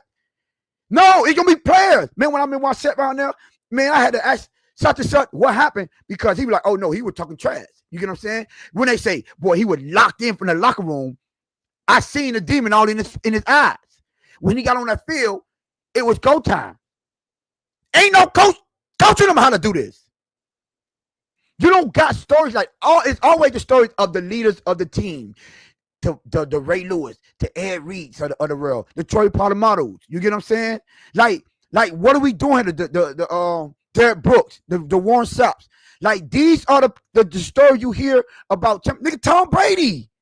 They were like, boy, y'all know how competitive Tom Brady was when he was on there? You get what I'm saying? Listen, even go look at Patrick Mahomes. When somebody, what game that was, they put it on the team. He was like, oh, you don't talk trash to the wrong person. You don't woke up the wrong. This is what Patrick Mahomes told the defense. You don't woke up the wrong person. His coach had to tell him to do that. Oh, yeah. Oh, that's how you feel? All right, handle that. Bet. Now it's up. His coach ain't tell him. Andy Reid ain't tell him to do none of that. When Travis Kelce had an issue with Andy Reid, he went over there and bumped Andy Reid. The player went over there and checked him like, yo, you tripping. Andy Reid coaches ain't had to do nothing. One of his teammates came and got him. I'm just saying. Everybody want to talk about that Terrell Owens and Donovan McNabb when they was getting to it on the sidelines. You ain't seen not one coach step in. Did you? They had to handle that out by themselves and they made the Super Bowl. Because you got to get on the same play. Everybody is not going to be on the same page. They're not going to get along. Everyone that say, oh, they got to get along. I heard somebody say, oh, you got to build a team because they got to like each other to get the job done. No, you don't. It's better when you got people on the team that don't like each other. That brings out competition. I'm sorry. I'd rather my wide receiver don't like some of my safeties or my linebackers. So now every time in practice, I got a point to prove. I don't like you. When you get on that field, it's easy. Because I'm used to having a chip on my shoulder in practice, going hard in practice because that dude over there, I don't like you, man. And you ain't going to get the best of me. That brings out competition. That brings out the best of people. That brings the champion out in you. So I'm sorry, bro. It comes down to these players. For real, for real. Like that's all I got. I know I've been ranting on this, but that's pissed me off because to come to that realization that, bro, it's in the building. How we addressed this more than anybody did in the building yet. I don't even think they're allowed to ask about them goddamn questions in the media. No one has questioned him. Oh, Mama Lou is in the chat. Lou. Oh shit! What's up, Mama? Love you, Mama. Shout out Mama Lou in the chat. Merry Christmas, man. But yeah, bro. So I'm just saying, you know, it just seemed like, anybody that's great. They either got an attitude problem, they either got, you know what I'm saying? It's something. People saying something about them. Something. It's because that determination. Facts. You need that. For all these people that don't want, no, you need that. You don't want turmoil, but you do want a little bit of controversy, bro. You want somebody fight something, man. I've been asking for fights in the goddamn training camp for 3 years now. He ain't got one fight. I mean, they got in a fight where the other team came. I was happy as heck, but I know the attitude. There's no pride in their performance. That's the perfect way to put it. Hey, Tone. Yeah. So I just get a text message, right? 40 of y'all in here. Shout out to y'all, Rocker. Somebody said he thinks we scared to drop the link. He would say that I won 23 minutes in. I'm just telling you the text I got, dog. He would say that I won 23 minutes in, right? I don't know, man. See, what you think, Lou? I got a little time. Hey, I got a little time. You want to drop it? It don't matter to me. Well, we could just send it to that individual, or we could drop it. It's up to you. No. We sending that to the you know how they work over here. Well, hey, man, I'm just telling you what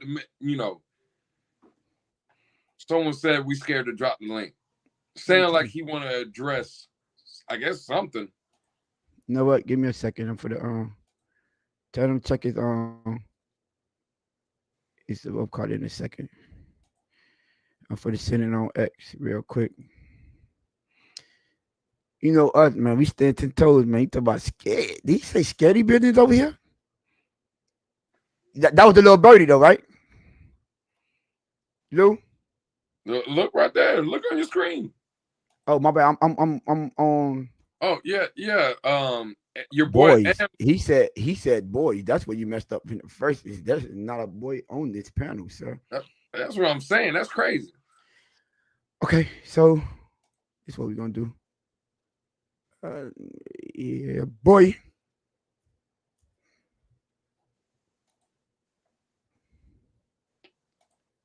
Hey man, listen. I don't care what no one is gonna come and say or what people tell that birdie to go ahead and check that X. Yeah. That link is sent. The fact of the matter is, again, we could debate it, right? Cool. Yeah, we could do that. We could do that all we want. The problem is the proof is on our side. I don't. Everything else. I don't want to see no smiley face in the chat. I want that link to be done. Come laugh up here. That's what I'm saying. So now, so the boy scared. Is that what you're saying? It looked like. I'm just saying. And the boy scared like that for real. Yeah. Hey, you know what's crazy, Tone? Right about that. I got a birdie tapped me on my shoulder. Said, we good now, and we back. That's what I heard. I heard we good and we back. Got time, all kind of stuff. I'm just telling you what I heard. Okay, you know what I'm saying. Let's see. Tell you what I heard. Talking cheap, right, Lou? Hey man, they say the fans do take the identity of the football team. So, no. Well, you know what? We might be the minority then. We might not be the real fans, right? Because they most definitely don't identify with us. No, we just ain't soft. Facts. That's a fact. See, Mike Black, that's why you gotta you know what I'm saying? 41 of y'all, the other 3, you know what I'm saying? We listen. Dog ain't holding nothing back. But yeah, at the end of the day, you know what I'm saying. While you wait and see, you know what I'm saying. It don't take that long to get on that screen yard. Yeah, at the end of the day, anyone that wants to debate this, right? I would love to hear the counter argument, and I don't want to hear nothing about, they made the okay. Yeah, hey, okay, my dog ain't running. Oh, Come to the stage, Mister. I'm never hey, on the whoa, internet. whoa, whoa, Hey, whoa. Hey, Yeah. I'm telling you Yeah. now, don't be popping up just like that on the screen like that, dog. Yeah. Yeah. you know who Hey. that is? Hey, you know who that is? Oh, no. Yeah. I ain't gonna lie. Hey. Who? Hey, man. Hey. Say, bro, I can barely, man, this audio, I can barely hear y'all. Hang on. I'm going to back out and come back in. Oh, How he about ain't that? even been up for 2 minutes and running, but his phone gonna die. His phone gonna die. Boy running. That boy got up out of here quick. His phone gonna die. Hey, listen. Yeah. Now I'm interested to hear the pushback on the narratives on what's going on or how people would, you know what I'm saying. He's back right now. My boy, you good? You can hear us now? Better? Yeah, I can hear you, bro. It's just like y'all sound, Tone, do me a favor. I don't Go know ahead. why. When you send it to me, when people send me the link through X, can you Yeah. copy and paste it and send it to me through a text? I don't know why. I can hear y'all, but it seemed like y'all far away. Can y'all hear? Is my audio fine? Nah, you good. You good? I Yeah. don't know. Y'all just sound far away. But oh yeah, don't worry. Okay, let me see. I got you. I definitely got some stuff I want to get Hey, off. hey, I'm trying to get off. real quick, EM. Please, can I get that banner that was just up about Mr. Yeah, hey, EM, can you read that?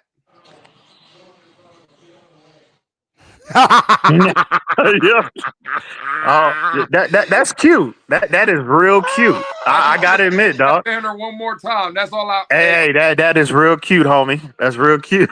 Uh, Hey, man, I had to come up here because birdies is flying around whispering in my ear talking about, hey man, it's some dudes running scared in the community. So I was like, what? Scared of what? They said they scared. Y'all Uh-oh. scared to drop the link and y'all Okay. picking and choosing and who y'all want to engage with. And I'm hearing yeah, y'all don't want smoke with the big dogs. That's what I'm hearing. So I was like, nah, I gotta come up here. I gotta come up here and check that temperature real quick to see what Now, y'all on. So I'm what just saying. what I do want to know though, I'm not gonna lie. I want mm, to know when you say big dog, can you bring the big dog up? Where big dog at? Well, hey, man, hey, He said big. You heard that too, Lou? He said big yeah, I dog. that was big dog in wondering. that I didn't backyard. He know. he back there chained up. Hold He in that on, backyard. Y'all I know don't how act to like do it. y'all My don't know bad. who that big dog is. Y'all know which one I'm talking about. I'm looking for him. Everybody in the neighborhood know not to go in that I'm, backyard. I'm looking for him.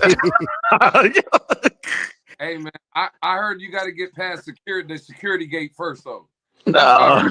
heard. Before you Well, back I up. don't know nothing about that. All I know is that everybody in the neighborhood know not to go in that backyard. Well, Every other backyard in the neighborhood is accessible except I, that one. I, That one at least that's what I'm told. I mean that's cool. EM, listen, we are hour 30 in. Obviously, you must have been hearing something that you either disagreed with or you wanted to respond to. Forget about the big dog because you here, right? So Hey, hang on, loose shit, man. I can barely hear y'all.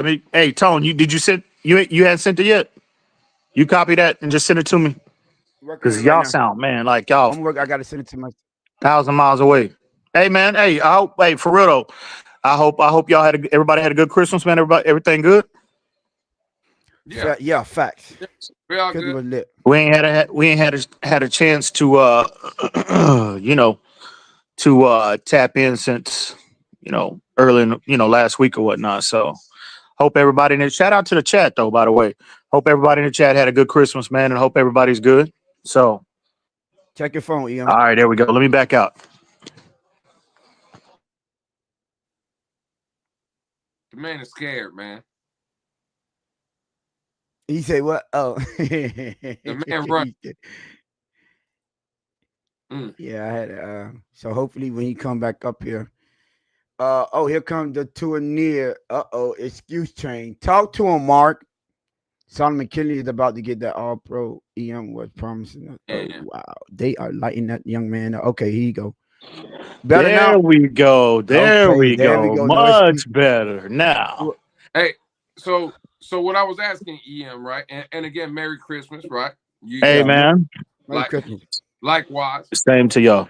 But we hour 35 minutes in. Obviously, you've been listening, I guess, and you must have heard something that you disagree with, or like with what we're addressing there. Now, watch this, EM. I know you like the word discrepancies, right? We're noticing discrepancies in that Dolphin locker room. Multiple things now that have happened. Now, when Deshaun Elliott's video, and we don't know when it was taped, but it was released this season, during the season. When that video got released, Kohu, Holland, everybody and their mama addressing it, right? To a guy that's not in the building. Now, Tyreek Hill is, now again, me and Tony both can admit he was trolling, right? He does like to troll the Dolphin fan base. But we're coming from in that locker room, the perspective in the locker room. Tyreek Hill posting pictures of him in a Kansas City uniform hugging Patrick Mahomes. Tyreek Hill, new baby. He in the hospital. He wearing Kansas City pants on after being a Dolphin for 3 years. Right? Tyreek Hill now on the internet, I guess, reposting pictures of him in a Charger uniform. Right? Mm-hmm. Ain't nobody saying nothing to the man in the building. You can't do that. Like no one. So they wanted smoke with a guy that's out of the building. Facts. But dudes in the building, discrepancies, mind you. But I did, ain't they? And nothing's being said. I'm just asking, dog. Like, what are we doing here? EM? Hey, man, I don't have much. I'm gonna be honest with you. I just seen that probably about a couple hours ago, and it's just disappointing to see, man. Tyreek, and to really be honest with you, I know now him, troll or doing whatever his motivation is behind why he does what he does. It's been going on for far too long. See, in his first 2 years when he was dominating the league and leading the league in receiving and voted the number one best player in the league, all of that went overlooked. It went unchecked. So, and again, I'm guilty of it as well, right? Before, when we were a little more successful, and he was dominating the league, all of this went. He just didn't start today by acting a fool like that. He's been doing that since day one, and for the most part, it's gone. Myself included, we have all overlooked it, right? Didn't just that's Tyreek trolling. That's all him trolling. So I think all of us now that overlooked it 2 years ago, I think we shouldn't be in a position today complaining about it now. Because don't complain about it now when his numbers go down and then we don't have, we don't have the same level of success we had in the first 2 years. We talk about players and for the record, us two, we didn't. And them too. They let it go. It's just not the fans, it's the players too. Tyreek has gone. He's been acting a fool since day one. Nobody said a word. So now, again, and I understand. I'm frustrated. Day one, though, EM. He wasn't posting pictures of him with Patrick Mahomes. He wasn't posting pictures of him in different team clothes. He wasn't doing this. The first time, now, if you want to go back, remember, that's fair. This 2 years of me, right? The first time somebody walked in this building was Deshaun Elliott, and he said, bring in Lamar Jackson. We were the first one online. Say, especially me, let me speak for myself, get him out the building. I don't care, you just signed him. Because you don't come in here with that, and the players in the locker room should have a problem with that. I was the first one to address that before he played one down. He had to come online and apologize to the fan base. So how we hold people accountable more than his team? I get it, but so don't say the fans. The fans been standing on business for our team. Well, I didn't say all. Well, no, right. But I'm saying I didn't say all fans. I said the ones that didn't necessarily come out publicly and complain about how Tyreek has been moving. You know what I mean? So, hey, man, I'm frustrated too because I'm like, what is this? I mean, bro, you got to. First off, he is not in a position this year to open his mouth about anything troll. He should be completely 100% focused on getting better, right? Focused on why are you dropping these balls in these key moments? And again, that has been going on since day one. Why are you out here that inviting unnecessary attention, unwanted attention to the team, considering we're not, we hadn't achieved the level of success that we all thought we would be able to this year. A lot of us thought we would be able to this year. That should be the primary focus. This stuff is annoying. This shit is my bad. This is annoying. Him moving like that you know me in social media. I'm not a social media guy in the first place, 100%. On the contrary of what a lot of these fools might believe. But That's cap. But at the end of the day, bro, and again, this is just me. I can't let me rephrase that. It's just me. But do you think, Ian, real quick, do you think there's been 3 or 4 discrepancies. This ain't the first time, to Tony's point. And now trolling is one thing. Posting pictures of you in other jerseys and hugging other quarterbacks in other jerseys is different than trolling. What I'm asking you is, do you think that what me and Tony were saying, that players now, even if they have allowed it in the past, for sure, should they be addressing that in that? Absolutely. And is that a problem in your eyes? Oh, absolutely. And see, now Tyreek, what he's done is he's taken his trolling, whatever you want to call it, he's taken it to another level. And again, what's extremely frustrating about him doing that, first and foremost, a player should never be posting any photos with him in another team's uniform in the first place. That's number one. Number two, he shouldn't, specifically considering the year that he's had, the lack of success that he's had this year, and considering where we are as a team, there's no way in the world you should be putting that out there and inviting unwanted attention, I don't know what Tyreek's motive, and he'll laugh it off and saying it's trolling, but man, come on, bro. Like, you going on 31 years old. I mean, he's acting like with the trolling and all of that. And again, that has annoyed me since day one, but I just hadn't come out and, expressed it. I overlooked it too because of, how well he performed, in the first 2 years. But yeah, absolutely. It's extremely frustrating. And I would hope there's some players in the locker room that would speak up to him, but considering his status on the team and who he is, there's a lot of players, because we all understand the dynamic, the politics that come into play too in locker rooms as well, right? So, yeah. But okay, now I would expect some of those players, some of those captains, some of those more respected players on the team to say something to him. Okay, all right, yeah. So I would expect that, but I don't know what. But again, they've overlooked a lot of this. And he maybe not have been doing it specifically, Tom, like you said, but he's been all of this, acting out on social media. He's been doing that since day one, bro, and it has been vastly overlooked. So let me ask you this, because that's a great point you just brought up. Now, you're a Tua guy, foundational to the guy, right? You still on Tua. We ain't move off from him, right? Mm-hmm. Right, correct, right? All right. So now, his statements in the beginning of the season, off season. Guys are going to be held accountable, and if you don't want to be here, 100%. So how much 100%. do you put on Tua stepping to him? Why isn't the leader that said I'm the highest paid guy in the building? Now heavy is the crown, everything lies on me, right? And we're gonna start holding people accountable, or you gonna get the dough. Why haven't he stepped up if he's supposed to be our franchise guy and he's supposed to bring in that culture here? That's a very good point, Tone. Excellent point. I will say this: just because Tua hadn't come out and said it publicly, that don't necessarily mean that hadn't been discussed. Like the message hadn't been sent to Tyreek. Now let's take a step back, take emotion out of Tyreek's actions today, and let's just in the rear view kind of assess the focus of the offense going back since for the first game of the season. Mike McDaniel has shown you by his approach, right? The numbers, the analytics, the film, they all point in the direction of they're trying to transition away from Tyreek Hill. And Tyreek, I think, again, I can't speak for that man. He's a grown man or whatever. I'm not going to even attempt to do that.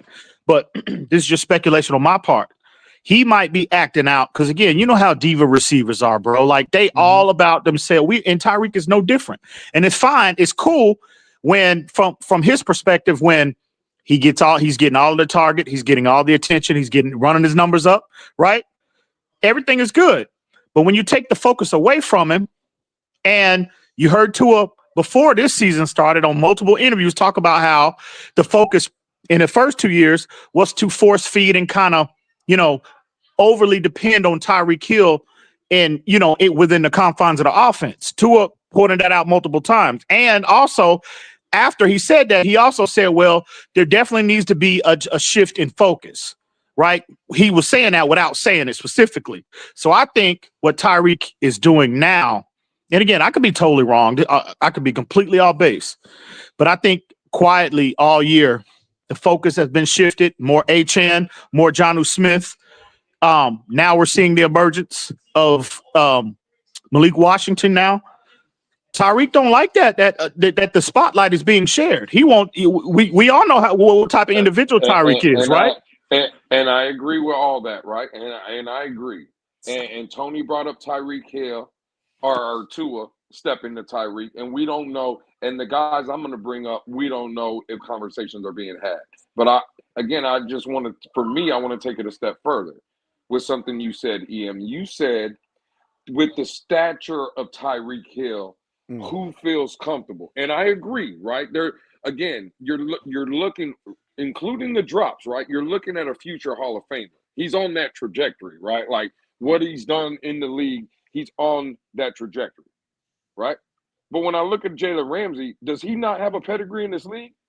Does he not garner respect in the league? He comes to this team with a Super Bowl ring, just like Tyreek Hill does. Like the Calais Campbells of the world, a 17-year veteran, probably a Pro Bowl or Hall of Fame player. Does he not also have a pedigree? All pros on his resume. Does he not absolutely. have a pedigree? Absolutely. So again, I get what Tony. I'm not trying to shoot down Tony's point. Yes, Tua should be the main guy or the focus, but there's other guys that are in this locker room as well, and it just seems like what bothers me the most. And me and Tony were talking about it, EM. I don't know if you caught it. But again, the clapback was so loud with Deshaun Elliott's video came out. Kohu tweeting it out saying, put a name on it, do this. Javon Hollins of the world. Dudes doing shit worse than what basically what Deshaun Elliott said. You got dudes doing that in the locker room. Nobody's addressing it. But you bring that comment back up. You was ready to clap back at a dude not in the building, but you ain't willing to clap back when there's dudes in the building. And it just it reeks of softness. Hold on, Ian, before you do that, let me address this comment real quick. Okay. Go ahead. Okay, so they say, how do you guys know Tua has not stepped to Tyreek? Tua cannot cut him, or it's just easy to push Tua has not did nothing. Okay, cool. I'm glad you said that because I was going to ask EM this, right? And I was going to bring this out, but so let me get this out right here. First of all, if you step to him behind closed door, that's fine. Now, I'm a big component of what a disrespect happened is what a check happened as well. So you're going to continue. If I step to you behind scenes, right? Right, you know what I'm saying? And you don't, because like when you said EM, he probably said something. The one time, it's cool. Once it start getting 2, 3, and 4, now it's going to be known. We don't play that in this locker room. So when you on there, I would have either did it in my press conference. Yo, guys got to stay off social media. You ain't got to stay directly, or respond on his Twitter or his, yo, bro, keep that out. Like if you want to go there, just you could go. There's the door. Something the same way when Javon Hollins kicked rocks when they heard Big Venture was going. It was online. When all of them, they go loud and proud when they talk about people leaving the building. You get what I'm saying? So now when it comes to Tyreek, I need that same energy. So they should have checked him online, because if I tell you behind closed doors, this is not accepted, and you're going to think you're going to continue to disrespect me and my team in public, you get checked in public. Yo, didn't I tell you not to do this? I hope, I would have put something. Me, knowing me, keep that same energy when you walk in this locker room on Monday morning, because I want you ready. That's what I would have put. That's all I'm saying. So all this, we don't know. If he did, it's not getting the job done. And as the leader, he needs to know that message has been relayed to him. So the fans were here, and the narrative around the league ain't, he's out there running rough shot in the locker room, and nobody is checking him on it. Even EM saying it's frustrating him. You get what I'm saying? So no, miss me with that behind the scenes stuff. The only time it happened behind the scenes was y'all boys banging. You feel what I'm saying? And y'all boy got to thump it out. But all this, if you check him and he's still doing it online, then obviously you need to take some other steps or go to further measures. That's all I'm saying. So you can miss me with that. And Tone, I'm with you 100%. How we would control and handle situations like that is I am 100% in complete alignment with you. But you got to understand, in the NFL, in the NBA, in Major League Baseball, you know, there's always a game played inside the game, and that's the PR game. Mhm. And again, I'm with you 100%.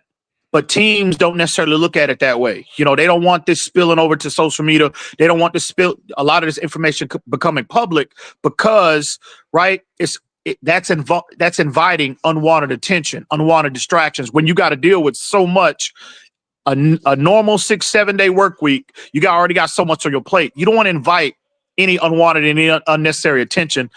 You know, you don't want to take focus away from what the task is at hand. And I think that's been the strategy with the Dolphins. And I'm not saying I agree with it, but these diva players like that, you know, TOs of the world, Randy Mosses of the world, Tyreek is no different.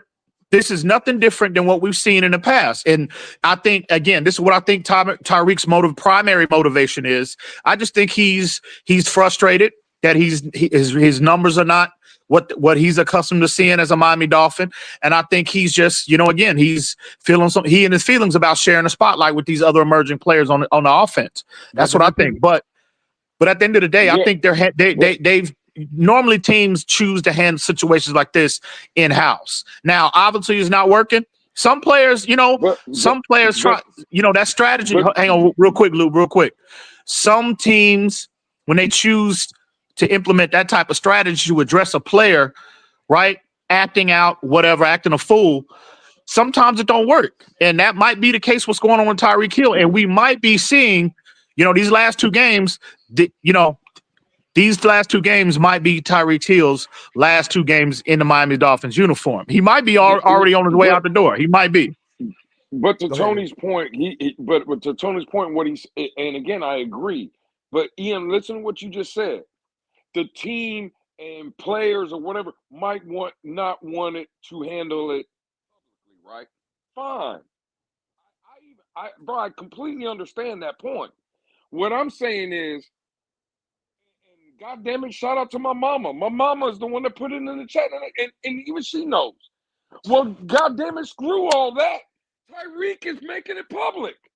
That's what I was talking about. This I get it. I get it. But I'm saying, again, if we address something in house, okay, cool.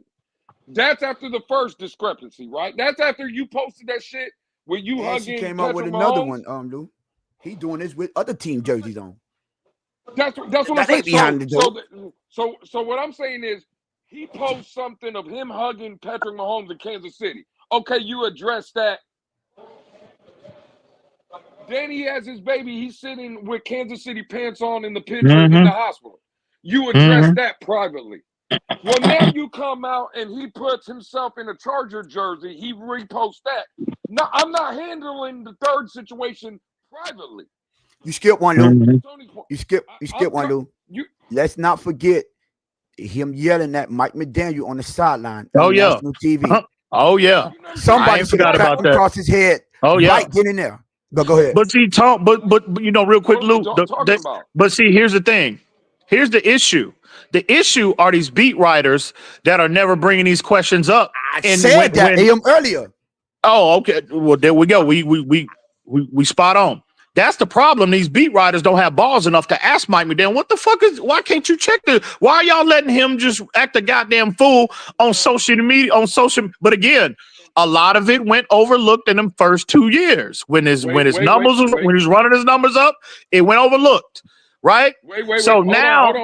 Hold on real quick. No, I just want to stop you because this is where God damn it, and I'm sorry I'm about to cuss, but no, we're gonna turn up tonight. This is where shout out to my homie Alex. He's dealing with some stuff. He's sick. Hopefully he feels better. Shout out to Alley boy. Shout out to my dog Tony and shout out to myself. Because you right. Tony was right when he said it earlier. These weak ass beat reporters in the building ain't asking the question. But let's not only stop there and blame them. These puss ass people on YouTube and these spaces are not saying it neither. You know who is having these conversations? The Blitz pickup. Facts. Me, Tony, and Alex. We're the ones out here asking these damn questions. So let's not only blame the beat writers. Let's blame all these other soft ass damn people. Sound the alarm, goddammit. Go on and sound that alarm tone. And I'm on all that, goddammit. And I'm on all that. Oh shit. Hey, thank you. Next show I will have an alarm in here. I got you, my boy. Hey, yeah. Hit that alarm, goddammit.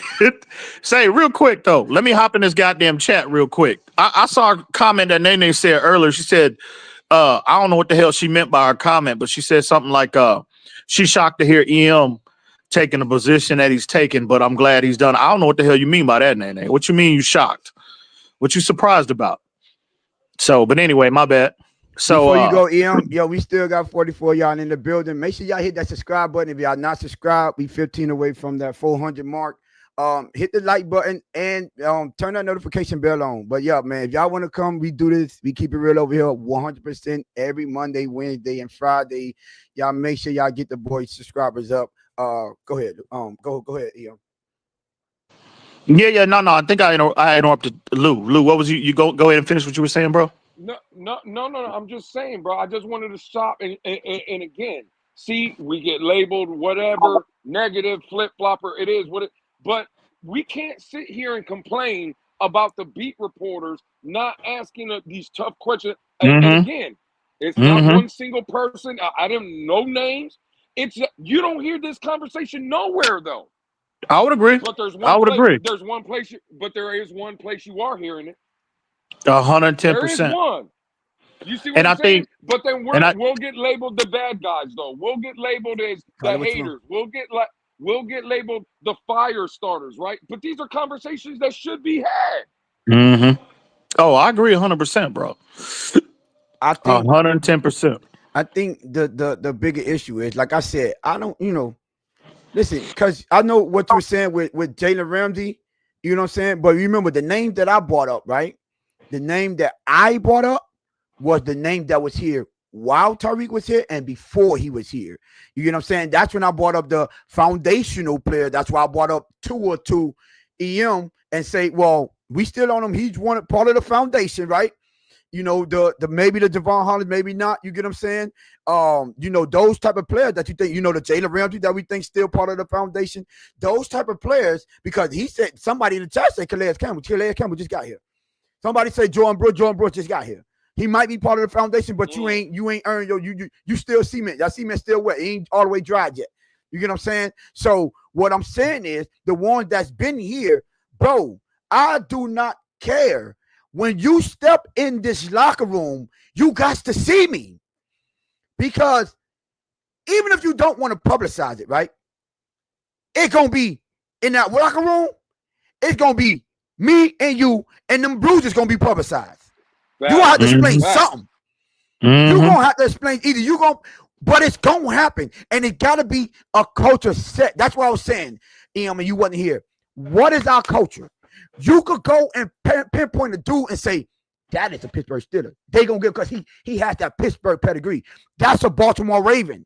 You get what I'm saying? Those tough guys you understand what type of culture, what type of pedigree you have to have, what kind of mindset you have to be a part of that franchise. We don't have that here. It's soft and speed, but that's not what I'm looking for. You get what I'm saying? So at some point, if you paying these people to be foundation, right, they have to set the tone. They set the 100%. standard of what's allowed when you come in this building. Like I said, I don't care. Let's say you're not confrontational, right? And you don't want to fight, because everybody not fighting. And I don't care. You don't got to be the toughest guy in the locker room to be a leader.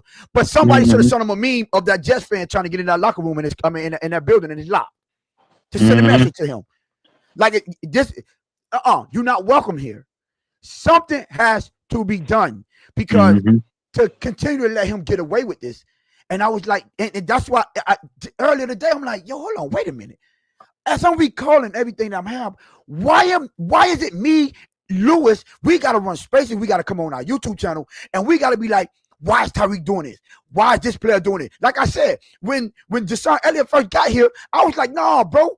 What you mean go get Lamar Jackson and we got Tua here? You could get out the building. I said that back then. Bro, I don't want him in this locker room. I don't. That should have been setting the standard right then. Hey, bro, he had the whole, even though, I get it, it was Tua. So the Tua nears going to light you up. Tua and all that. They was, you know what I'm saying? They was in full effect right there, right? Full forces, right? But at least they stood for something. One thing about, you can call Tua soft all you want, but them Tua nines and them Tua nears, boy, you say something wrong, they own you. They're going to light your page up. At least you understand what comes with that. There's a standard there. If you want to critique him and you want to criticize him, you got to be prepared to deal with all of his supporters. We don't have no standard here for the Dolphins.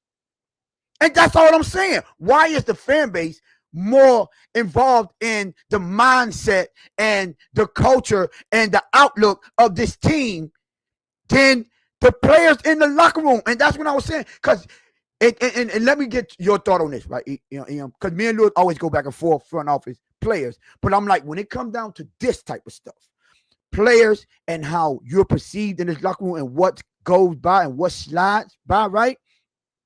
That fall majority on the players. Because I gave the example of Ray Lewis going off on his coaches for getting mad that bringing them inside because of the rain. Right. That's players. His coaches had to tell him that. Mm-hmm. He knows I have to go to war. Football hurts. It's painful. We need to be able to deal with these elements. Why are y'all blaming us? Y'all gonna make us soft. That's a player said that. Mm-hmm. No, you can't put that on the coaches.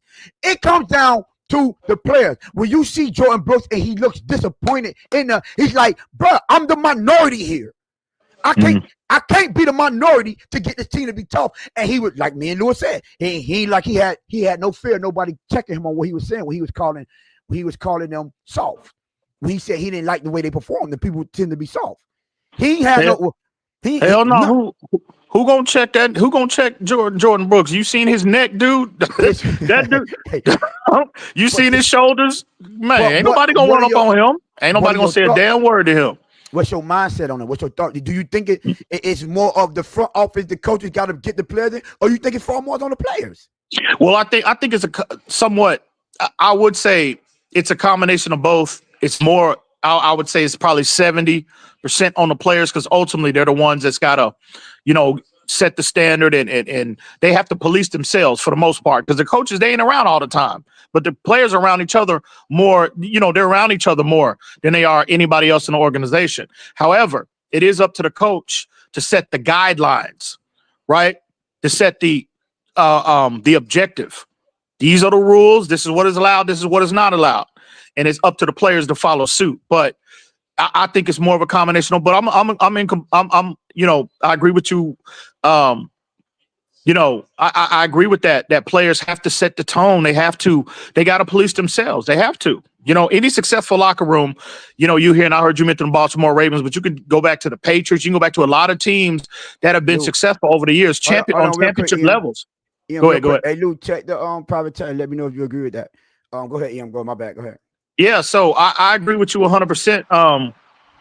About policing themselves, because ultimately the players they're the ones executing the plays, right? It's the same situation like when the coach the first day of training camp or OTAs or whatever, they're laying down everything, what the objective is, offensively, defensively, special teams, right? And the players have to follow suit and execute that. It's no different. It's no different than a locker room. So I think it's more of a combination of both, but 100%. Ultimately, it's more responsibility on the players, because they're the ones that has to execute. They got to execute. Real quick though, let me get back. I don't know what the hell Nene talking about, but anyway, yeah, go on to send that link. I don't know what she talking about. I don't know what she on right now, but yeah, pull up Nene, goddamn it, because obviously she feel like she got something. She's trying to get something off her chest right now. But yeah, I'm with it. Yeah, now we'll make sure Lou is good with that. That's fine. Okay, yeah, go ahead. Send that link out. Drop that link. I don't want to have to go back. Go ahead, drop the link to us. Let it get up here. Nene, we ain't dropping that link in the if we are not dropping that in the regular chat. You know what I'm saying? We don't want the craziness to happen over here. You know what I'm saying? We're gonna be structured. All I'm saying is, to the people because I already see it, right? And yeah, we could say it's both, and again, that's fine. I'm saying I'm players just 100%. I'm sorry. I'm just tired of the both, bro. Because when we end up getting people up out Nene, of check here, the DM on X. Nene, my bad, Luke. Go ahead. what I'm saying is when we get people up out of the building, it's not never both. You see what I'm saying? We come out and we're like, oh, it's both, but both is not leaving the building. Mm. It's just the coaches. It's the people that do kind of try to bring that mindset or a different mindset. They're the ones leaving. Like I don't understand. So it was Brian Flores' fault. Now it's Mike McDaniel's fault. Last year I heard Vic Fangio was coming to change life until he did it, and it was his fault. Before that, it was Josh Boyer's fault. Before that, it was Adam Gaze's fault. Before that, it was, well, goddamn, when is it someone in between those white lines' fault? When That's a is it great the point. guys throwing passes, making tackles, running the ball, catching it? When is it their problem? Is all I'm saying, dog. Like it again, we're talking about issues, right, that are in the locker room mindset or whatever. And then we, on a game on Sunday, we watch adversity hit this team, whatever it is. And when you don't see the fight back, when you don't see the dog, right? Like, damn, this team is hitting you in the mouth and you ain't doing nothing for it. We ask ourselves why. Oh, and then again, we'll come and we'll be like, well, Liam Eichenberg will highlight 4 plays where he had his ass on the floor. And yes, that's fine. That happened. But we're highlighting 4 plays over a course of a 60-minute ball game. And that's not the reason we're losing.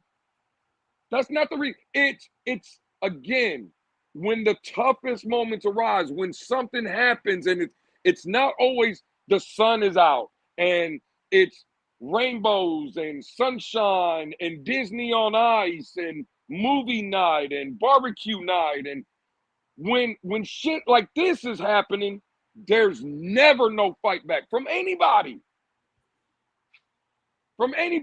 And when I see Jordan Brooks after Green Bay in the locker room talking about, oh, we're soft, we're this, we're that, it gets swept under the rug. Right? So I'm not saying Jordan Brooks is soft. I know he's not. But he's 1 out of 53. Right? And if you're going to ask me straight up, how many dogs do I think are on this team? 5, 6, maybe 7. What is 7 supposed to do against 48? You see what I'm saying? Like what like the majority is always ruling, bro. I'm sorry.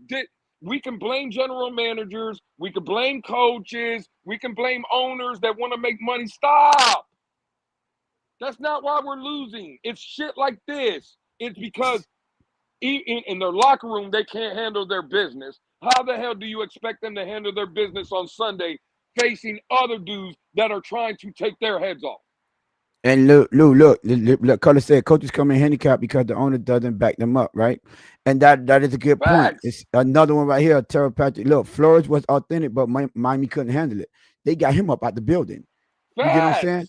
And this is what I'm saying. When I first presented it, I'm like, everyone that seems to push back against this narrative and this go along, get along, they tend to get them out the building. Look what they did to Big Fangio. Big Fangio say these players are, or what these people, he ain't say specific, you know what I'm saying, names, are more worried about going out and partying. He said they didn't want to work. Better.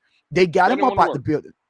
So what I'm saying is, at the end of the day, just like what he said, the fact that you could go to the owners, right, and you could have your voice heard, and then now coaches have to be worried about that, is why I say it's more on the players. Because you know what? One thing about it, and I got siblings, right? And when mama and daddy went home when we was young, and we get into it, you tell on one of us, when mama go to work, we lighten your ass up. You're gonna have to deal with that. And guess what happened? Right. Eventually, you not snitching no more, because mama ain't here to save you no more. Because when you here with us, we gonna light that ass up. And this is what I'm saying with the players, bro. You could go out there and snitch to the coach and whoever, but when you on that field, I'm disragging you. When you come in this locker room, you got to see me. We throwing these hands, and that's when you establish the culture. I brought up the example of when Shaq went and stepped to Pat Riley, bro. He stepped to Pat Riley, bro. You ain't on this court with us. We gotta win this, and say no. He ain't going nowhere because we need him. This is what it's players. You feel what I'm saying? So, but Tony, I want to welcome Nene. I do want to welcome Nene real quick, because I know Nene's gonna cook. But Tony, you took it. I'm not welcoming nobody, but go ahead. Well, real quick, right? Because Tony took it to the Heat. Tony took it to the Heat. Let's stay in Miami. Tony, you hit the home run of all home runs earlier on the show. I'm gonna take you back 4 years ago, right? Cincinnati is in the Hard Rock. Yeah, they take a cheap shot against Jakeem Grant. Yes. The only person in Hard Rock that was on the field, not talking about fans, because again, I'm sure fans are about that life. Yeah. The only player or person that was on that field that was ready to fight was the coach. Brian Flores walked his happy ass halfway up the field trying to fight everybody that had orange and black on. And there was players holding him back. Now, in what world does that happen, bro? The coach is going out there to fight and not one single player. Tony said it. If I'm a player and I'm watching my coach and he's at the logo on the 50-yard line, I'm not holding him back. I'm thumping. We thumping out here. What you talking about? But where was any of that? That's a mindset, bro. You bring that. You either have that or you don't. You don't need a guy that's going to create 700 plays to tell you if you're good. You don't need a guy that's going to, boost the player up. Damn. Shit. It's not only Tua. We players got to have confidence. Are you kidding me? Are you kidding me? When I wake up in the morning, right? My wife usually wakes up. She'll make me coffee, ask me if I want breakfast, whatever it is. She'll kiss me goodbye in the morning. She don't have to kiss me on my forehead, pat me on my ass, and tell me, hey, be great today, for me to go out in the world and be great, God damn it. It's like this is what this team needs. It's all this fluff and, you go be great today, and if not, don't worry, I'll show you that you can be great. Man, fuck all that, dog. Just go out there and be great. Like what we talking about? I'm tired of this shit. After 5 years, hell no, man. And it's more than 5 years. We just somehow the conversation always goes back to Tua. Always. But hey, listen, man. Is that not the case? Well, the man came out and said, no. Well, again, let me give you the case. The man was standing in front of, he was listening to Michael Jackson. It's the man in the mirror. The man was looking in the mirror. The man was looking in the mirror, questioning himself if he could play anymore. And this white boy had to come in here with 700 plays and pat him on his ass and tell him that he's a good quarterback. Man, get the fuck out of here. I ain't trying to hear none of that dumbass shit. Hey, man, you got your fan club in the chat, Louis. Say the rabbit Dolphin is back. I have 700 plays to tell you good. I don't know who the rabbit Dolphin is. I know one thing. I know. Hey, Lou. I know one thing. Mama Lou said I raised the man. No fluff. Louis, no butt pass. I raised the man. and my mama's not even in the chat cussing. She wants y'all to like her, but my mama be cussing like a guy. Man, fuck, bro, I'm not trying to hear this shit no more, dog. What we talking about? I'm sorry, Jess. I am dying to hear, Jess. I am. But let Nene get in here, man. She been patiently waiting. Welcome, Nene. First, before you get started, Nene, I hope you had a good Christmas. No, I need to get a word in. He said he hope you had a good Christmas. I was just wishing you Merry Christmas. You know what? I hope you wish my Christmas and y'all take Jimmy Butler, but that's a whole nother conversation for a different day. Listen, I'm up here for one thing and one thing only. It was only like a month ago. We ain't even put the turkey or the macaroni cheese or the collard greens from Thanksgiving in the oven. and we was trying to these three individuals, me included, was telling you about Tyreek and his internet activity. You know what you did? The EM things because you're not on the internet. But what I don't even know if that's him. Y'all treating this man differently and la da da. What? No. You listen. Now we First saying that. off, Hold on, let me finish. I don't Now know we what the done hell you said, talking about. 'Cause now we said happy birthday Jesus or happy Kwanzaa or happy whatever you celebrate. Now you on board for what we talking about with this guy. no. First off, hang And on.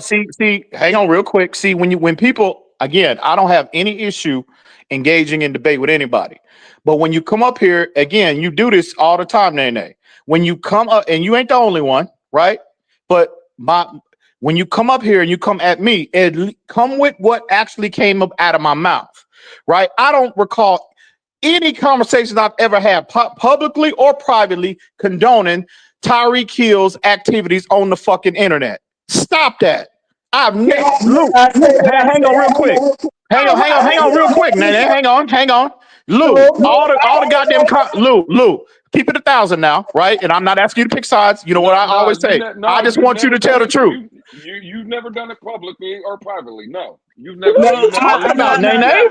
I'm telling you right What are you now. talking about? I'll tell you, because we were talking about. I forget exactly what it was because it was something that happened again. If you make me, because I got time, I'll go and find that recorded space. I dare you to go put that goddamn audio up. Yeah, I dare you. I surely will because I ain't gonna no disrespect. You ain't the lights that I gotta lie on. Because I remember I kept asking you, EM, why do you keep thinking that it may not be him? It was just like you were carrying the water for him. Wait. What are you talking about? Might not be him. What are you talking about? No, that's what we were talking about. Tweets, we were talking about something he tweeted, and all of us were saying it's getting a little out of hand. And you were like, hey, you do that same little spill. I ain't even on the internet no more. Y'all sure y'all could verify that report? Y'all sure that was him? Now, real quick. Now, did you come in at the tail end of a troll session or something like that? Are you sure? Because again, anybody that knows me knows I've been highly critical of Tyreek Hill moving on the internet like that. Really, and again, not as loud as my voice should have been, but I have expressed displeasure with the way Tyreek Hill has moved on social media since day one. Yes, so I'm not trying to do all of this. I'm glad y'all. No, go get the audio. Go. No. Like you said. Like, what did you just say? EM, I got time today. Well, go get the goddamn audio. That's what I want you to do, Nene. We do because I recall it wasn't no. No. Go get the audio, Nene. Go get the goddamn audio. Let me finish what I gotta say. It will be on my Twitter and I don't want to hear because you're doing like the Dolphins. You already laying your bed telling us, oh, it was it trolling? Nah, it ain't about trolling. It came out your mouth, and we kept saying this guy has been out of control with the Twitter and the things that he's doing on the Twitter, and it's not good. And you kept pushing back. That's why tonight maybe it's the. So what did I say? Let me finish because you love. Okay, go ahead. You right? Go ahead. Now, and I know y'all do that to throw people off, but I'm back on curve here. You basically said, and other people's on here pushing back, saying, "Hey, the guy has been out of control with the Twitter and the trolling." You were like, "Well, I don't be on the internet no more. I'm not sure about it." So tonight, I don't know if it's the holiday season. So no. Now, hang on. Before you get to that, now I want to be so we're clear here, right? Because I don't want any discrepancies. I don't want any misunderstandings. So what you said was my response to you was about him trolling on the internet. There was a conversation we had about his activities on the internet, and my response was, I don't even know. I ain't on the internet like that. That's what you. Is that what you're saying? What my response was? It's a part of it, but you had a whole bunch of water carrying a part of it before you got to that landing. So what else did I supposedly say? Again, what else did I supposedly say? If you let me talk, because it's what y'all love to do. Go ahead. The floor is yours. When you try to talk, you try to cut people off and they'll throw you off. The whole point was from the conversation, it was multiple people that was trying to talk to you and say, hey, this guy behavior with the trolling, it's not good because I believe it was a loss. it's not good right now. He shouldn't be focusing on this type of stuff. And you were pushing back. You were pushing back on it. That's why when I saw you, So what did I say in terms of the pushback? What exactly came out of my mouth? Question, was it even him? That was your whole narrative, and people was like, I'm not trying to use these words, but I'm saying if people was on there like, nigga, it was him. Ain't nobody take his account. This what he do. He's like, I ain't sure, but y'all love just saying stuff, and y'all ain't even verified it was him. I'm like, come on. Now, all of a sudden, on the 27th of the Lord's December, now you talking a different tune, and I'm gonna call you out on it. But don't worry about it. I'm gonna get that clip. What space was it in? You remember, Nene? Again, it had to be before Thanksgiving because I ain't even write my music out. But I do remember Was it a lot of was it one of those or? It was a lot because a lot of people like myself was saying that, hey, these guys are not focused. You got your leader on there, and then he had tweeted something else as we were in the space. Like literally, he had tweeted some other foolishness while we were in the space. So I mean, I was trying to give you a compliment on the holiday season. You done turned it into an investigation. You should know me by now. I spent all 24 hours looking for that clip. I listen to every single one. I put it on my earphone and have it beep as soon as your voice come up. But don't worry about it. I got you. Oh man, Eon ran. Oh no. And let me tell you something while I'm up here. Can y'all please give CD83 like a round of applause or some attention, because it's something about y'all giving me the link and keeping him wherever he's at. He just on fire. How about you mind a business that pay you and keep Nene out your mouth? This ain't have nothing to do with you. That's what gets you in trouble. This is a conversation between me and EM and the gentleman up here, not you. And I land there.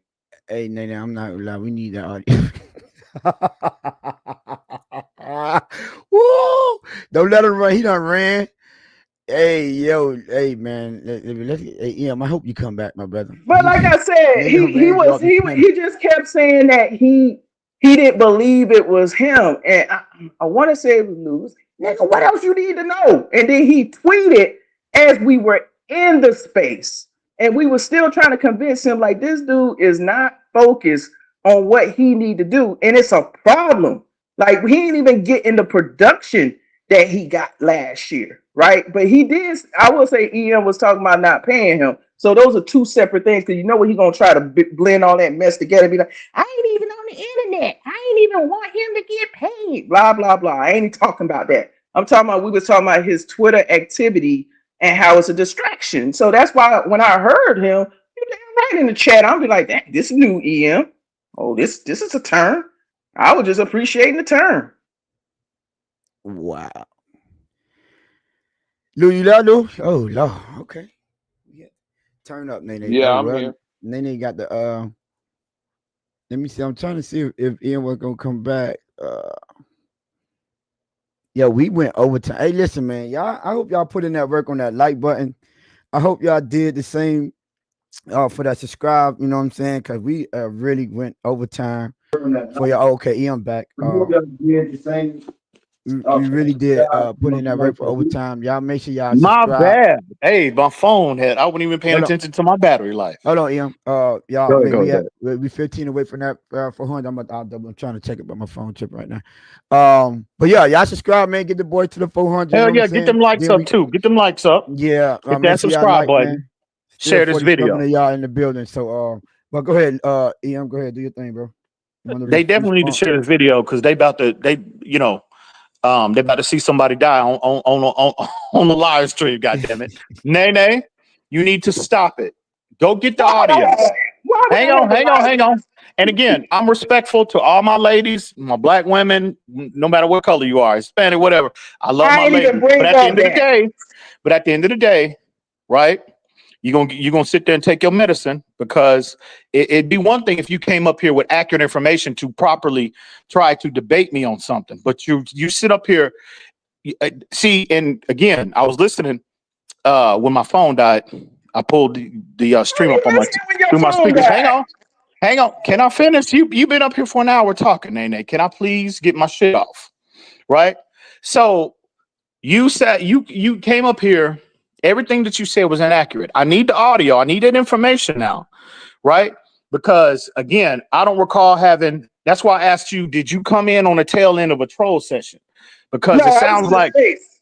I was in the because space listening. when I asked you about okay, exactly what my response was, specifically what I said, that sounds like me trolling. When I say, well, I don't know nothing about that, or not only me, Tone, Lou, we all troll like that, right? I don't know nothing about that. Or, I'm not on it. Well, I troll for the most part with the internet shit, but that sounds like to me, I was trolling about, and again, I don't even recall the conversation, because if you're going to sit up here to try to convince people that I have been out here caping for Tyreek, you know what I mean?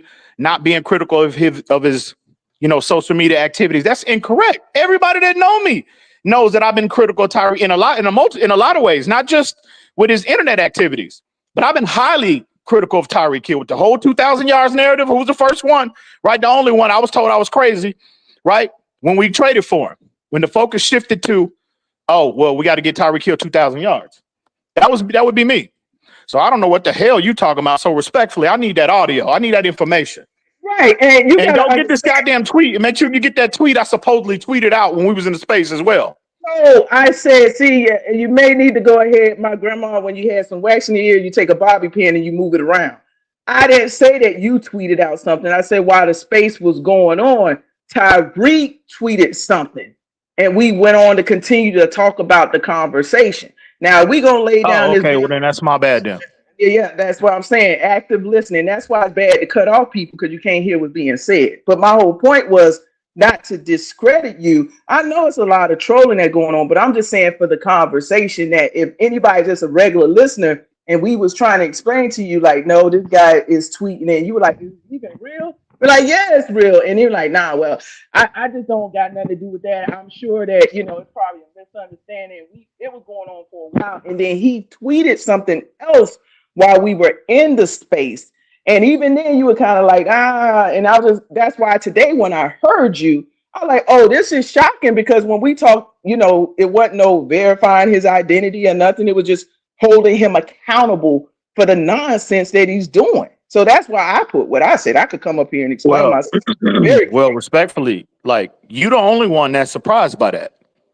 Everybody that know me, anybody that especially privately, but publicly as well, you're the only one that brought this foolishness up. Everybody, nobody's surprised by my response, but you. Again, respectfully, well, I need the audio. Maybe they weren't in space, but I get that to you. That's not a problem. Hold on, I ain't never, on, bro. y'all. Hold on, both of y'all. Let me Go intervene here. And this is more for a space right now. Y'all need to get back on topic. Back and forth. Just drop the audio. That's cool. But we more want to address, whether the players should be saying something. Whether back and forth, that's cool. Y'all address that. But I don't want to spend a whole lot of time. We already doing overtime, going back and forth. Either we drop the audio or go. You get what I'm saying? So if y'all want to get back on topic, that's fine. But I don't want the back and forth to go on for too much longer. Cool. No, that's fine. Yeah. That's cool. I was just explaining myself. Now, if you're gonna say, I was prepared to leave it and go get the audio. I was done then. I get it for you. Give me 48 hours. I'll find it. Oh Lord, for first 48. All right, Lou. Take as long as you need. Yeah. Lou, you back, Lou? I wanted to get a second. Yeah. Well, Nene, hold on. Yeah. Wait. Why we got you up here before? I don't want to just dismiss you like that. Give us your thoughts at least on what you think. Is it more the players or the coaches with this culture? And do you think the players should be calling Tyreek out for this foolishness that obviously it's clear that you have an issue with? Who you think it fall more on, the players or the coaches? I've said this countless times and people don't agree with me, but players don't employ themselves. At the end of the day, you just don't walk in Joe Robbie Stadium or wherever they do and put your name somewhere and put your draws and your uniform up there. Somebody signs a check for you to be there, right? And I agree with what you said, Tony. I thought it was a beautiful point. Where is the organization with the accountability? Now, I don't know if they got social media policy in the NFL to where the front office can say anything to Tyreek Hill, but and we'll use my Miami Heat example. You see what's happened with Jimmy Butler. He is acting a damn fool right now. You know what that president came down and said? And I read it very clearly, very short statement. This is a distraction to the players and the coaching staff, and let it be known what the plan of action is for Jimmy Butler. See, that's the kind of stuff I'm talking about. Like, if you see that this is affecting, we like to use this word in leadership, the good order and discipline and morale amongst players. Because let me tell you something, can other players on that team that may not have his notability get away with this kind of stuff? I even look at the image on when he was yelling at Mike McDaniel. Mm-hmm. And then when they asked him the question, he said, nah, he was talking to another player that was on the other side of the doggone play. No, I said it before. I don't care what coach you bring in here. They're going to have problems. It's why they get these inexperienced coordinators or somebody that they know doesn't have really the cachet to challenge them. So to me, it's a little bit of both. But I do agree, Tony, you brought up a good point about in-house correction. That's what I call it. When you're peer-to-peer action. But if, let's say, for instance, that's happening in the locker room and we just don't see it, it's not effective. Tua may have gone to Tyreek, but it may not have been in an effective way. But that's when somebody else needs to come in and troubleshoot that to make sure it stopped. Because it is a bad look for you to be parading around, even when his child was born, he had the Kansas City sweatpants on. That's another distraction. But I think it's all of the above. But I know a lot of people don't agree with this tape, but I always look to people who can actually make change. Yeah, the players can, beat you up and all of that stuff there. But after they beat you up, you still getting a check. You still got a job. There's only a couple of people that got that power to send you away. And some of these coaches, I think you said it, Tony. What happens if you do start going hard on these players? And now your job is in jeopardy. We never looked at it from that perspective. Even if I want to be the disciplinarian, look at what happened to all of the dudes that did try to challenge. I need this job, especially somebody like Mike McDaniel, right? He said he didn't get any offers. He didn't even get an interview from anybody else but beyond the Miami Dolphins. I'm sure because he got a family to think about. I just think there's a lot of weak people that will blame the coach because that's the easy scapegoat, right? But I truly believe nobody walks in that building and just say, hey, I want to be a part of Miami Dolphins. I'm going to take this office. I'm going to take this locker. No, it's more, and like y'all say, the collective, whether it's Shore, Garfinkel, Ross, all of these people. And let's be honest, Ross, to me, is the coaching set. Here we go. He's the coaching set. It's his team. Anything that happens normally will fall on the owner to a certain extent, right? I get delegation to managers, coaches, or whatever, but at the end of the day, that's still his team. If he want to go and tell Mike McDaniel, hey, we need to toughen these guys up, or he want to tell Greer or Shore or Garfinkel or whoever else we find is a part of this quote unquote collective, he can easily do that. But I think Ross wants an environment where it's quote unquote friendly, right? Everybody's getting along. They don't want a lot of shouting. They don't want a lot of yelling. And it's a yes man environment. So if I'm a player that comes from somewhere like Baltimore or Pittsburgh or some of these teams that y'all name, and I got that mentality, no, you're going to look around and, just like anything, you're going to adapt to the room that you in. It's a difference on why the dinosaurs are no longer walking the streets of the earth, and you go in some people nasty houses, you see roaches. Because roaches and dinosaurs were both on the earth, but one was extinct. So I tell you that to say this. A lot of these guys are going to make business decisions and be like, look, I can't act like that here. This is Miami. I want to keep my contract. Look how Tyreek acted when he wanted his extension. He was you ain't see none of this stuff about Kansas City enough. Everything was pro Dolphins. I want to be here, blah, blah, blah, swat, say, swat. So I'm just a firm believer that I don't like blaming the easy targets. Y'all talked about bullying, right? That's what a bully does. You get the little riffraffs that really don't have a say, the working beats. No. That person, when I'm getting my check in probably like an hour from the Department of Defense. If my money ain't right, I can't go to a soldier on post and say, why my money ain't right. I got to call the DFAS and say, why my check ain't here. The real people that's responsible for the real decisions of things that happen. So I know some people don't agree with that, but that's just my take. I'll land there. Now, real quick, I just want to respond. Real quick. Because when I hear someone when you walk into a room, building, whatever, and you got to conform to that environment or adapt to that environment. See, no. I strongly disagree with that. Because when I walk into a room, building, tailgate, whatever, that tailgate has to conform to me. Facts. They gonna have to adapt to what I do. I ain't adapting to shit. Yeah, we don't change up. See, when I hear employees don't employ themselves, Nene, I don't know how long you've been watching this show. You're right. With employees don't employ themselves, but leaders do. Leaders employ themselves because Tony, again, home run. When the Baltimore Ravens, a tough physical mindset for years, since they have been put in the NFL, it was raining outside, cold outside, whatever it was, right? Raining. They said, we're going to go inside. An employee, a leader, told everybody in that building, coaches, front office, whoever, nah, you making us soft, dog. We going back outside. Yep. That was an employee. That was Ray Lewis. That wasn't the coach. That wasn't the general manager. That wasn't the owner. I ain't trying to hear none of that. The employees, you know why the employees in Miami don't want to employ themselves? Because they like them days off.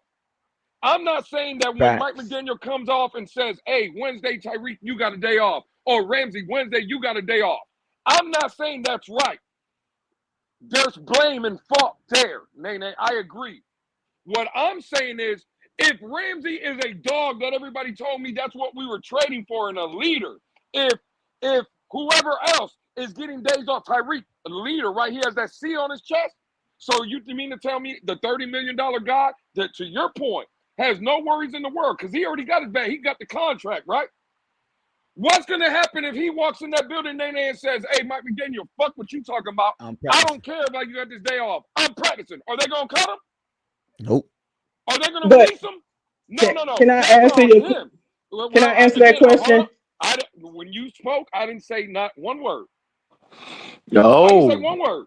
Oh, I just wanted to answer the questions when you asked me the questions. So when can I answer your questions? Well, again, go ahead, Nene. Go ahead and answer the question. My thing is, I get what you're saying, but I don't mean no disrespect. It's kind of like when you tell me like my military service is sometimes not relatable for the conversation. But you running buckshot for a tailgate is not the same thing as someone having to report to an NFL owner that cuts a check, does extensions. That's a totally different situation. And why do you think that? Did you hear the story? No, but Ray Lewis, hold on. Ray Lewis was not a part of the Miami Dolphins organization. I'm talking about things that we have seen here. Y'all just said maybe an hour before I came up here, the obituary of players and coaches who, when they do come here, one of your famous stories is Flores with the T-shirt and the flip-flops. Where is he at now? Where's Vic Fangio at now? Where's Deshaun Elliott now? Where's all these people? And so when you use these examples about what you do at the tailgate and what Ray Lewis did with the Baltimore Ravens, that's not the same to the evidence, substantiated evidence for Ross. Okay, you're absolutely right. Now, I just want to stay on the guys you just mentioned. You just mentioned Deshaun Elliott's, Vic Fangio's, Brian Flores. Let's go down the list. Brian Flores, made $3 million a season? Vic Fangio made $4 or $5 million a season? Hold on, Deshaun Elliott made $2.5, $3 million a season? You got me on those. Those guys, you right. It's easy to get out of those. Again, explain to me how the $30 million guy, though, can't say nothing because they're going to get rid of him? You think they're getting rid of the $30 million guy? How about the $22 million guy in Jalen Ramsey? Are they getting rid of him? If he says something, see, it's cute. We can cover up that $2.5 million. We can get that out the building. But it's a lot harder to get that $30 million guy at the building. But what that $30 million guy is, he's taking advantage of what you're complaining about, the Mike McDaniel, the days off, right? Cool. But that $30 million guy has every opportunity to walk in that building. Again, I'm asking the question. If Tyreek Hill on his day off goes in that locker room, grabs his cleats, put them on, puts that practice jersey on, and hits the field, I want to know, because this whole show is about who has a backbone in the organization. We can all agree on this panel, nobody in this organization has a backbone. So again, what I'm asking is, who in the building with no backbone is going to tell that guy to get off the practice field? I'll wait on that. So miss me with, oh my God, well, they're telling Tyreek. I don't give a damn what they're telling Tyreek Hill. Does Tyreek Hill want to go? Does he want to continue on his legacy? Is he one of those guys? Because all I'm saying is, it's hard for me. You just got voted the number 1 overall player by your peers, not coaches, not front offices. The guys you line up on Sunday voted you coming into the season the number 1 overall player in the league. And you mean to tell me he gets a day off and he's just going to take it? Does that sound like a guy that wants to work hard? Now, again, I said for Tua, I don't like when Brian Flores was mentioned. Oh, he has to help Tua get ready. He has to do this for Tua. He has to do that for Tua. So, again, I can make that argument, and no one pushes back when I say that. When I'm defending Brian Flores and that, no one pushes back. But now you want me to believe that Mike McDaniel has to push Tyreek Hill? Fuck, again, miss me with that. Tyreek Hill and everybody else on this damn team has to push themselves. Period. What are we talking about? So, Lewis, I hear what you're saying, but I got to ask you something. If your point was 100% valid, right? Why did Tyreek Hill go on this campaign tour this summer about getting his bag? If it was just that simple that we could just get what we want, all we got to do is just have a presence and we get it. Because I remember we all talked about it. He was on talk show after talk show with knee pads and Vaseline, just loving on the Miami Dolphins, just loving on Tua, right? But what happens when you get your bag? Same thing with Tua. What happens when he all of a sudden got his bag? Doesn't behavior change now that you have security? Because no matter what, whether they trade him, whatever, that money is already signed, sealed, and delivered, right? I just want to ask that question because I think you're forgetting something that is very important with the behavior of conforming. These guys did what they had to do, and now they got their bag. It's not like they're going to take it away. There's nothing they can do now to take away their bag, if that makes sense. So they get their bags and they're not hungry no more. I just, for me, again, I agree. Yeah, it's plenty of people. I'll send it to Tony and EM at that point because for me, Nene, and this is not at you, trust me, right? I'm just saying for me, respectfully, I'm going to bow out of this conversation because I don't want to come up with no stupid analogy about me and a tailgate. I just don't understand that, dog. That's not in me.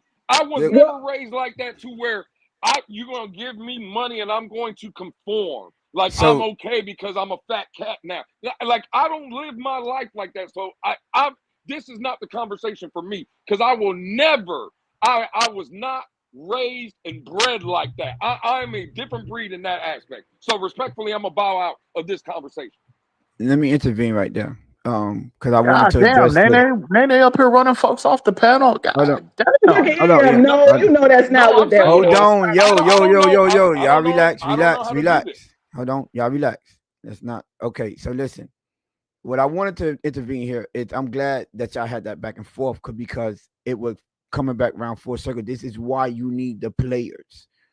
Because if every time something happened, let's see, when Brian Flores tried to implement that game plan, they got him about the building. When Vic Fangio did it, they got him up out the building. You get what I'm saying? Because the players was complaining. Those are the ones that are going to get the job done on the field. So when you have the Ray Lewises and the Ed Reeds and the Terrell Suggs in the locker room, that is not allowing, these are your big money players, the ones that represent your team. Now, if that person is telling the owner, the coaches, hey, what you doing? You're making us soft. How are we going to get our job done? You don't pay me to do the job. Let me do my job. We can't do that when you babying us because that team over there ain't going to baby us. That team over there is not going to be afraid. It's not going to care if it's raining or not. They're not going to care if it's cold. Your coach can say whatever you want, but the players are the one to get the job done. This is why majority of the, I ain't going to say majority of it, all of the, when it comes down to this type of stuff and players have to police themselves, it's 100% the players in the locker room because that's how you build the culture. Coaches don't build culture. It's the players. That's why they say, oh, that is a Pittsburgh Steel player. Because that player fit the coach. I mean, the culture, not the coach. When you hire a coach, your coach has to be a hard, tough-nosed coach because this is what the coach is here. And that's what type of coach you need to coach these players. And that's different. If you got this culture where they could go, like you say, they could go up to the players could go up to the gym, and to the gym and the owner and be like, well, this man too tough, and you get him out the building. Okay, cool. But if the players are not doing that and they're policing themselves, you don't have that problem. Because, and then when it shows up on the field, that's when the upper management understand, okay, listen, that's the level to where, that's like I say, last time when they say, listen, a lot of the people that haven't played the sport, you don't have those accolades to where you know what you're talking about. That's why they get disrespected by the players a lot. They're like, because you don't understand. It's certain things that you don't understand because you're not out here. You're not going to war with us. You don't know what it takes to win game in and game out, because it's easy to say that behind a desk. It's easy to say that when you're on TV and you're reading through a camera. But when you out here on this field, you get what I'm saying? If them players are not tough enough, that coach can tell you whatever he wants. He cannot get between them lines for you. Hey, Tony, that's why me and Lewis pointed out, how is Brian Flores, right? Mm-hmm. This is what happened when you got a coach that's about that life, but his players aren't. Facts. It's to follow deaf ears. Hey, Tony, listen to what you just said, dog. You've been hitting home runs all night. You just said when a coach is tough on a player, the players will run up to Daddy Ross or the general manager, whoever it is, and they'll say, hey, this coach or whatever is being too tough. They get them up out of here. Now, the question I would pose is, why are those same players not going up to the general manager and Daddy Ross's office when that coach says he wants a day off, but the players don't want to have a day off? Why ain't they going up there and saying that? Like, we don't get, that's what I'm saying. We're trying to get rid of everything and every person that goes against the structure. But when them people, them players, like, and I'm getting you, I want to respond this too, right? There is no way, and you just talking to, I'm speaking of myself. I don't care how soft, how go along, get along. I would never fit in with that culture. I would never be able to work with you. I would never be able to hang out with you. We would not be, because that's just not me. I'm comfortable in that environment. That's what we need for the soft people and the people that can't take what it takes to be disciplined and to get the job done. They need to be uncomfortable in the environment when you come in this locker room. They have to be. Because that's how you build a winning culture. We don't need that softness in here. I need clarification on something. Go ahead. So, Lou, Tone, we've had this conversation multiple times over the last year, privately and publicly, right? So I just want to be clear. So y'all think, I want you all to clear up you all's perspective. Do y'all feel like there aren't any? Y'all feel like the team as a whole, right, as a collective is soft, or it's just individual players? So, the individual players. So let me point this out. I'm glad you said that. Hang on real quick, Tom. Because I heard Lou earlier when he said that not one player on his team has a backbone. I don't. See, okay, I got to push back great on that, but go ahead, Tom. Go ahead. So look, this one. Earlier we pointed out. You seen Jordan Brooks? Jordan Brooks won't worry about nobody because he's one of those players, right? That I wouldn't say he don't have a backbone, right? Because he said that. Jordan Poyer came out and said, oh, this team, they soft. His wife came out and complained.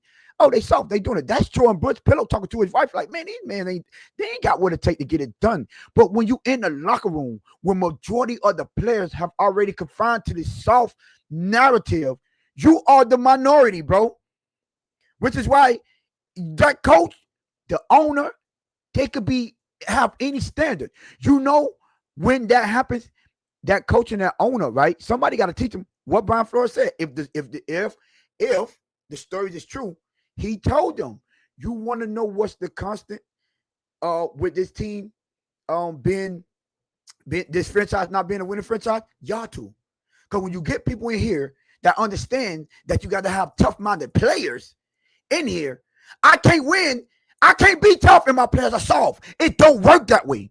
But you can have a tough-minded team and a coach that is not as tough. He just know what he's doing because those players is going to carry that toughness on the field. You just tell me what I need to do and let me handle the rest, which is why I brought up the Ray Lewis of the world. When you got somebody like Ray Lewis on the world, hey, listen, man. Okay, coach gonna tell you how to do this, but when you get out here, this is how it's gonna happen. This is how you're gonna implement. You know what I'm saying? He wants you to block this way. He could design a play and say, okay, I need you to block. Come on. But look, the players on there gonna be like, man, when you come on, I need you to crash him. I don't care if you late. I don't care if you get a penalty. I need you to set the tone. Like when we brought up the Eichenberg when Smith, Roquan Smith, he had nobody to block. He looked around and he lit like Liam Eichenberg up. You think his coach told him to do that? No, John Harbaugh ain't tell him nothing. That's that player setting the tone. Because you don't need that. And I'm not saying to answer your question, no, I don't think it's all of the players. But if you get rid of these players that push back on that soft narrative, you know, so we said to Mika Fitzpatrick, no, he ready to stand on business. I don't care. So you know what? It's crazy to me, right? Mika had, if it was true, he had an issue with how him and Brian Flores was using him, right? You know what I'm saying? Being confrontational. Why didn't he make it work out with him? But when Tua, right, don't like the way he's talking to him, they found a way to get him up out the building. What? I'm telling you, if you keep those type of players in there, you ain't got to worry about this because they not standing for that. They going to stand up for themselves. Well, in regards to Minka specifically, I think it was a little more than this. Minka didn't want to play a certain. He didn't want to have a positional change. I think it was a little more than that. But I'm just saying with the mentality, that mentality, it travels anywhere. Look what he's doing at Pittsburgh. He went. Listen, that boy is all pro level. You know what I'm saying? And Hall of Fame trajectory. Mm-hmm. Can't no coach implement that in you. That's built in. You need those type of players in your locker room. Mm-hmm. Can I ask something? Then I'm gonna drop down because I gotta find this audio for EM. But I do have a question. If let's keep it with Tyreek Hill, given his personality and how flamboyant he is, why do you think he will allow the media? It's not like Tyreek doesn't know how to interact with the media. If everything is just on the players. We just do accountability because Tyreek Hill could have easily not answered that question. Tyreek Hill could have easily called Tua. He could have called the offense. Hey, we're going to do some more reps. And to your point, no one was going to challenge him. But ask yourself, why did he do it the way that he did? Because ain't no player going to punch him in his mouth. We already said that. No, I ain't talking about like the whole tweeting stuff. I'm talking about it just because something y'all saying is, and this is what I think both of you in a way of missing, right? Because I remember Jalen Ramsey when he first got here and how he acted and how he rehabbed from his injuries and how he was playing. And literally we were told he was being held back because of Vic Fangio wouldn't let him roam. But I look at him this year and I've seen things that were worse than last year in terms of him not tackling, him getting ran over, him getting cooked by opposing wide receivers. And that was my whole mentality. And again, when I say this, don't take it the way that I'm taking it. I've been in many places, literally around the world, where just because you in a job, it's the same job, it's the same task. But when you go somewhere else, there's a different mentality. There's a different, when you go to that leadership, even though the job is exactly the same. If let's say, for instance, I go to Korea. I already know what's coming with Korea when I go there in terms of what my job description was. When I get back to the States, it's not the same.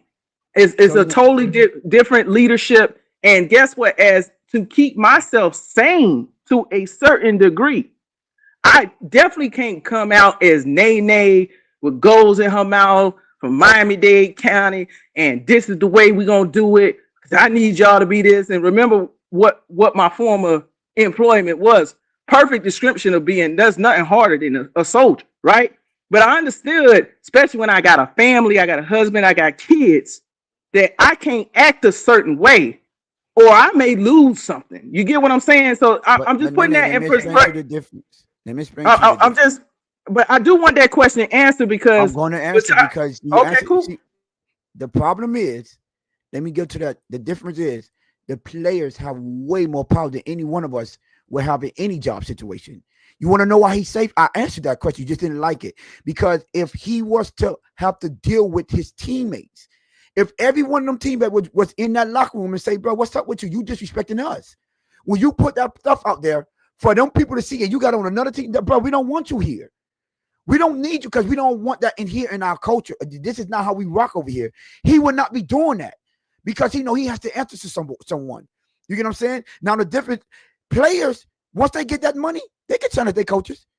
We seen Jason Kelsey, Travis Kelsey, bump Andy Reid live on TV because he was pissed off with whatever what he did. He had a disagreement. You can't do that on no job. But Travis Kelsey did that to his boss. You get what I'm saying? We can't just conform, because sports is way different from how we got to live our daily life as regular employees and people that are in 100%. And it's just not the same. You cannot. That's one of the biggest mistakes us as people do if we try to correlate sports with real. No, it's different because they have more say so. They getting paid them big bucks. There's a media you gotta answer to. There's an outlook, because guess what? Let's say a Tom Brady was to get into it with a Bill Belichick and get into it with the owner, and that owner was to get rid of Tom Brady. He's standing the risk of that fan base not supporting him no more because they care about Tom Brady more than an owner.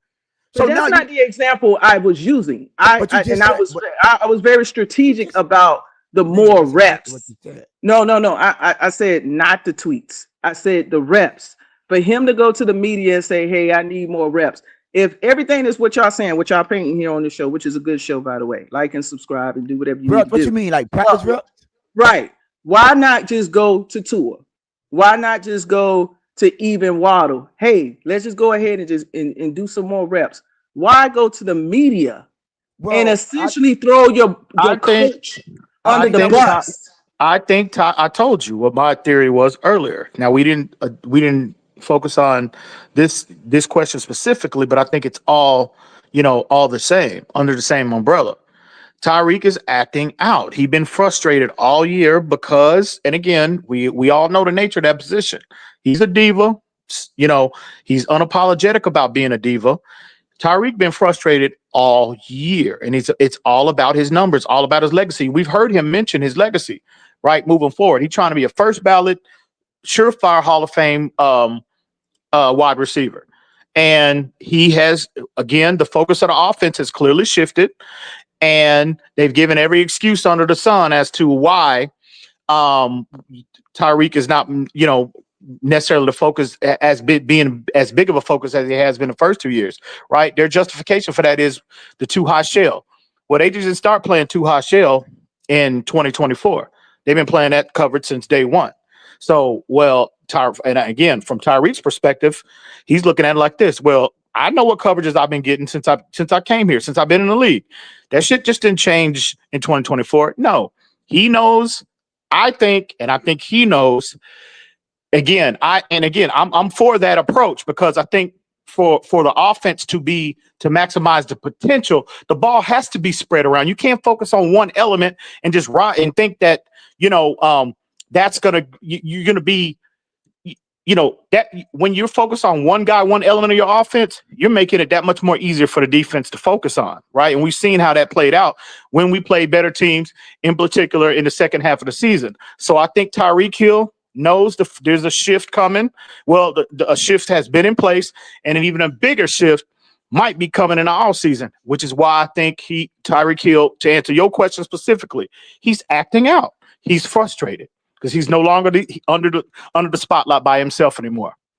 And that goes to the point of players have more. He's basically calling out his coach because he's not getting the reps. He's not getting the numbers that he is. So he's calling out his coach, which goes back to my point. They have more say so than a normal employee would because of his status and the person that he is. He's a celebrity. So yeah, I'm called. Hey, listen, man, I need more reps. Maybe they need to give me the ball more. You get what I'm saying? You think there's no consequences with that. You get what I'm saying? Now, coach could go to him and be like, you know what I'm saying? Hey, listen, don't say that, but that's not Mike. First of all, that don't even seem like Mike McDaniel's character, right? And he could ask him that. You know what I'm saying? And you'll respect it to a certain degree. You get what I'm saying? But hey, players act out all the time. Well, I'm still Tyreek, my man. I'm helping you get paid because I'm the one on that field making your plays come to life. You get what I'm saying? And I'm the main focal point. So I could question you and say, man, give me the ball. You remember Keyshawn Johnson wrote a book, throw me the damn ball. You know what I'm saying? So when it comes down to that type of stuff, he knows he has a lot more leverage than any normal person because I'm Tyreek Hill. I supposed to, that man up there is paying me all this money. I supposed to want the ball, you know. But if you have teammates that could keep him humble and it'd be like, bro, this is a team sport first. You know what I'm saying? We all want the ball. We all have to sacrifice because it's for the bigger of the team.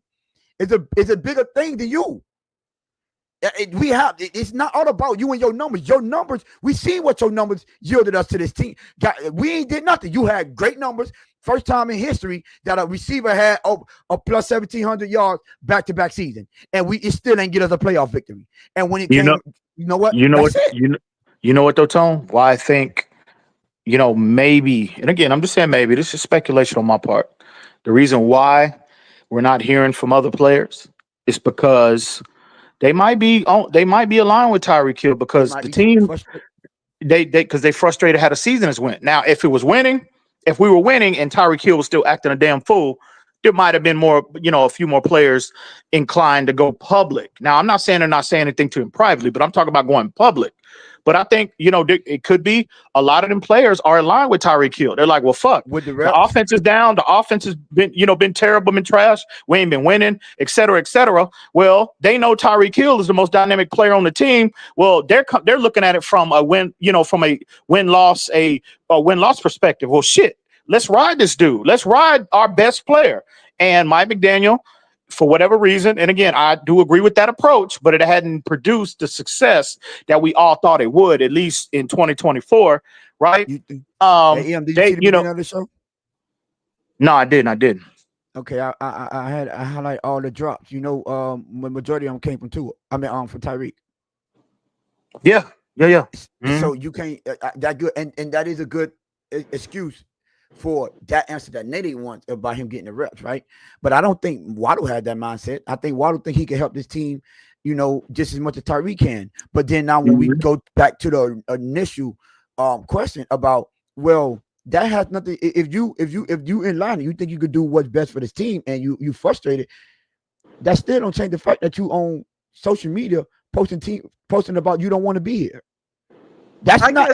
Why would I give you more reps when you already voicing your opinion about you not, or it seems as if you don't want to be here? No, bro, that don't align. That don't line up here. And here's the thing though. Tyreek, first off, yeah, the majority of drops came from Tyreek, but Waddle been dropping the ball too since we drafted him. So let's be clear on that. Yeah, but Tyreek got more. Right, he does 100%. But see Tyreek Hill, he's selfish, bro. He don't give a fuck. He has that mentality that, and a lot of those players do, right? They're egomaniacs, and they think they can do, say, move however they want in this world without repercussions. But nobody else can. They're the only ones that can do that and move like that. And that's why Tyreek Hill, again, he's I think that's why he's taking that approach. He's used to being in the spotlight, being a guy. Again, this man was just voted by his peers as the best player in the National Football League. He goes from he can't achieve any higher status than that within the league. He goes from that level to where he is now. He might not even get 1,000 yards this year. No, I'm sorry. I'm leaning more towards this man. He just acting out, and you combine the lack of success the offense has had, you combine the lack of success the team has had, and I just think a lot of players, to your point, players know he's dropped balls, but they still looking at it like, okay, well, he's still the best player on our team, and we need to ride him. We need to ride him to get back on that winning, to get back on that winning trail. That's the problem. Kansas City showed you already. You don't need him. He's not the vocal point. I agree.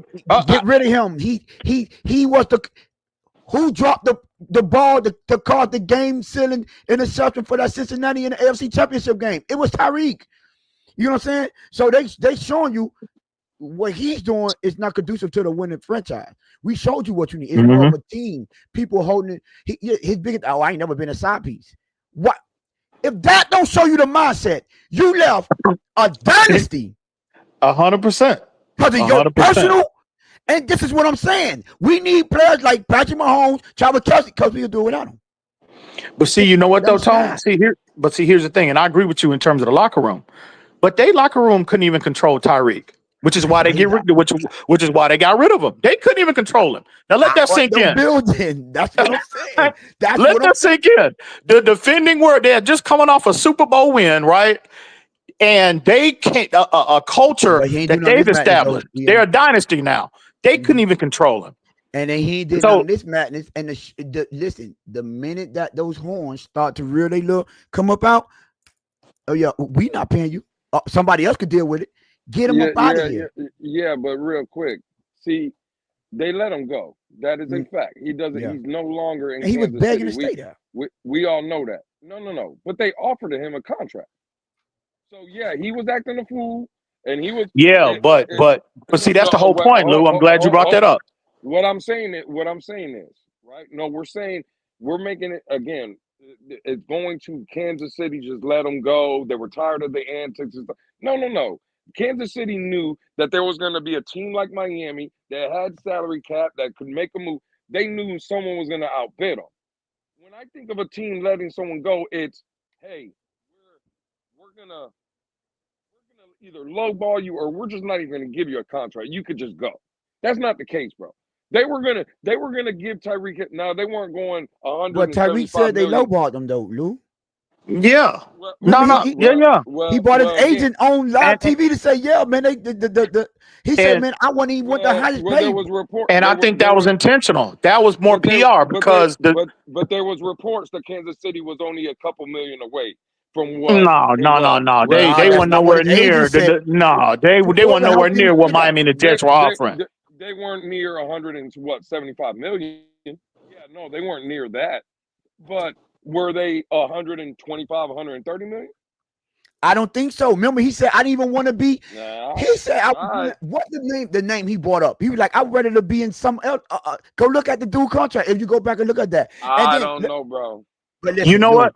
You know what, Tone? You are 100% correct because Yeah. he gave them a number and he said, I don't even have to be the highest paid. But he said they Yeah. weren't even willing to come to that. And what happened was that Miami came in and the Jets came in and just blew him out of the water. And I think they lowballed him or didn't meet his expectation in terms of the number. I think that was deliberate. I think that was all PR. They offered him. They gave him a price so they can sell to the fan base. Well, we tried to sign him, but he was just being, he wasn't, again, he was not trying to hear it. And so we did our part. But again, it sounds like the Christian Wilkins to Miami kind of contract, right? Miami lowballed them. That's what the narrative is. Well, allegedly they came to 20. They came up to 20. That's the game. Oh, okay. But hold on. What I'm saying is, so they came to 20, let's say 20, right? Okay, so it's got 27, so 7.5 more million.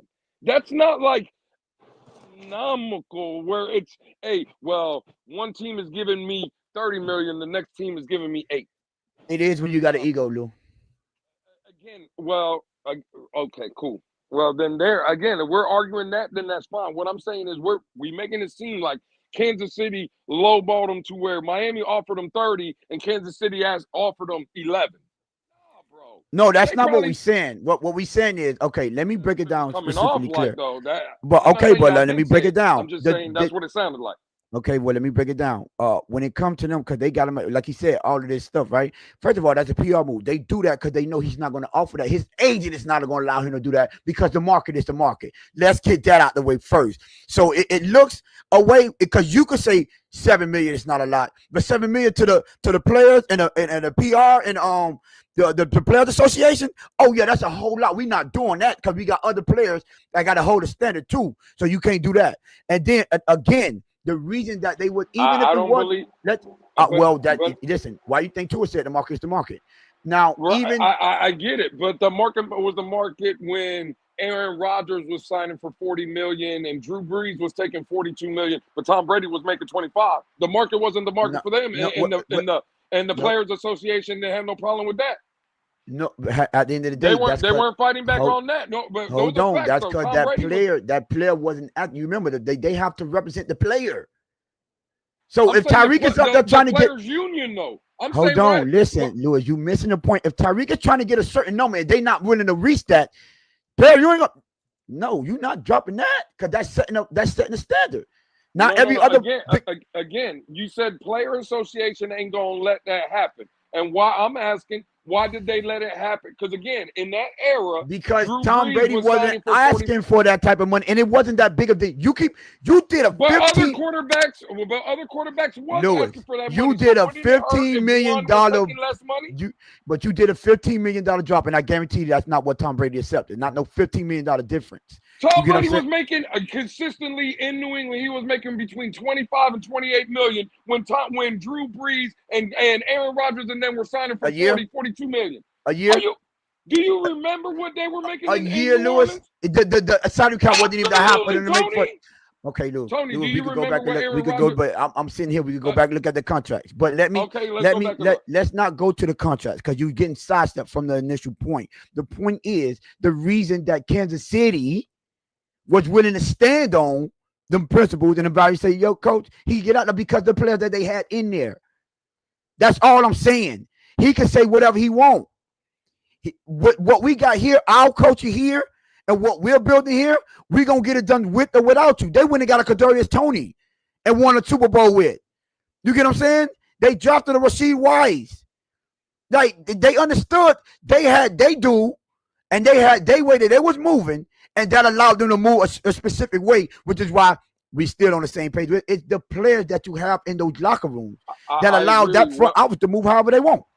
I agree. What I'm debating is, again, all I was saying was, I'm not saying that y'all literally said it, but the way it came off, well, Kansas City they moved off on them because of the antics and this and that. They just got tired of. That's not the case. When I think of that's because you're thinking about the numbers. That was part of it, Lou. That was part of it. Because they know he's not accepting that. Again, that's fine. What I'm saying is, when I think of a team that let a player go because of their antics and stuff. And remember what Pittsburgh did with Le'Veon Bell?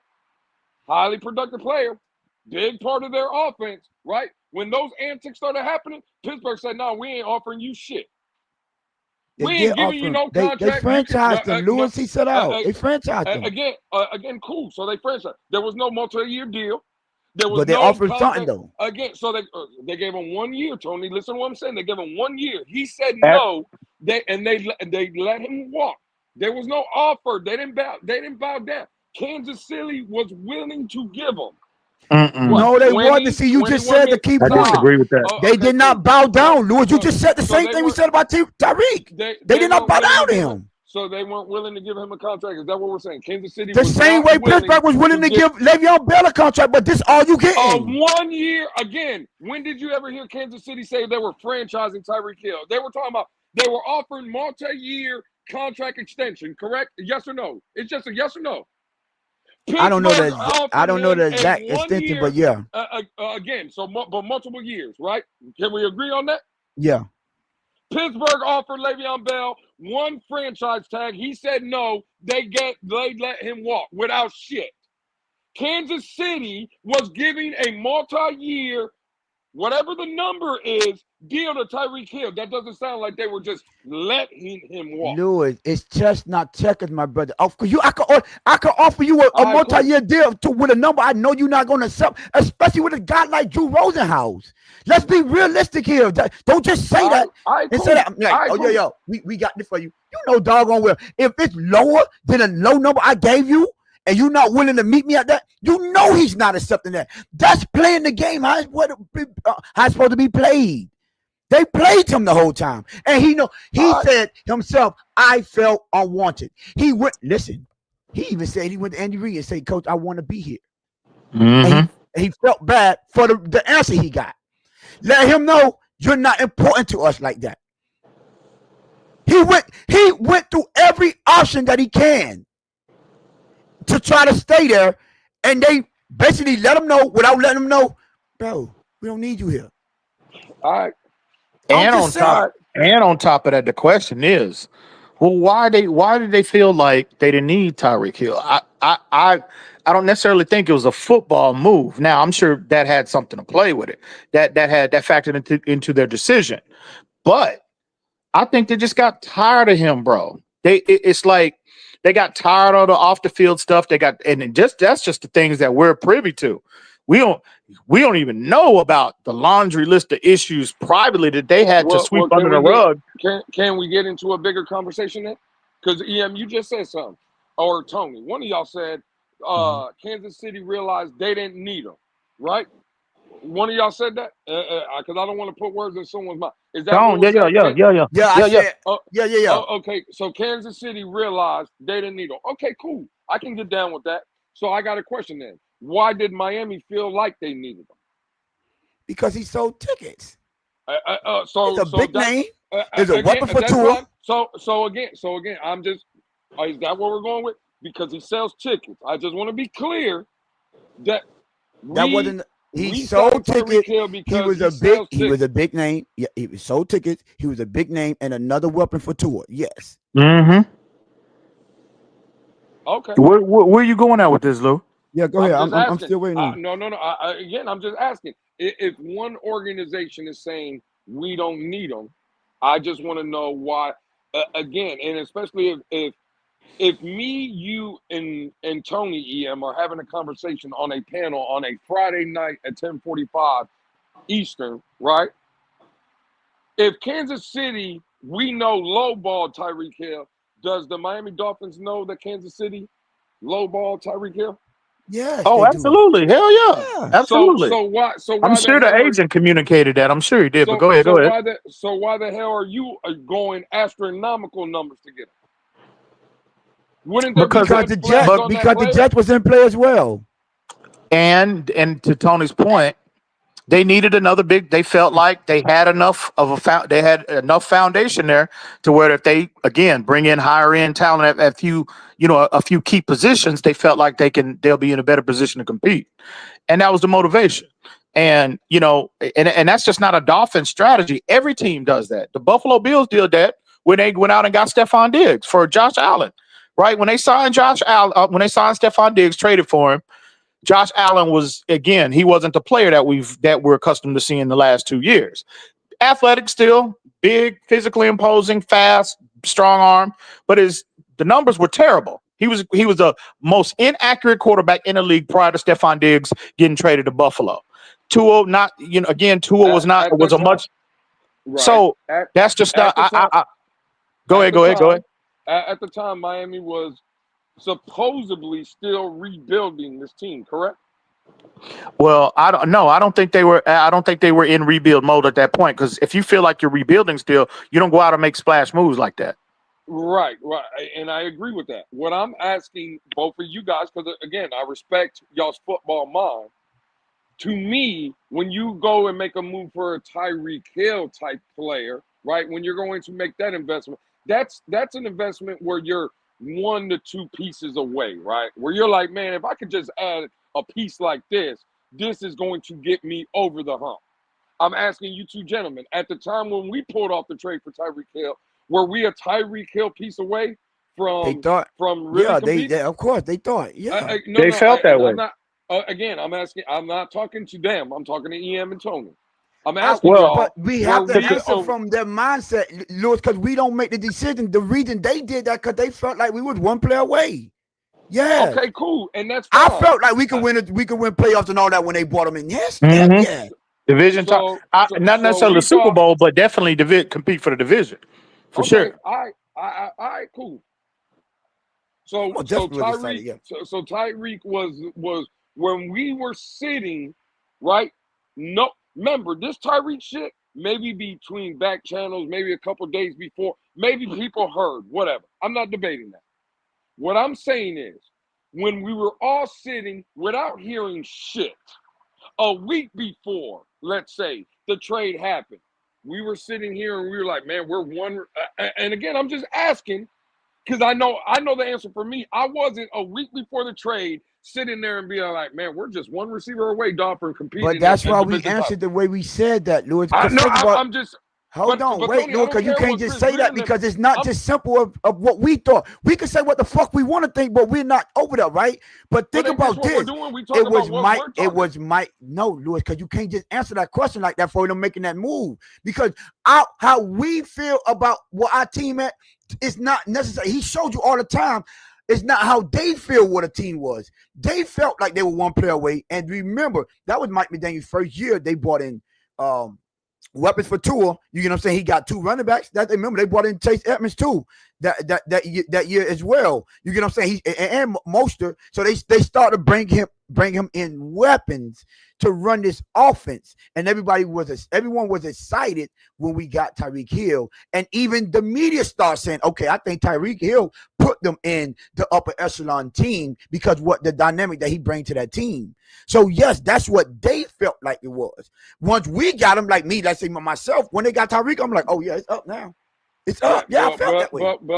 But again, see, let's not have a revisionist history.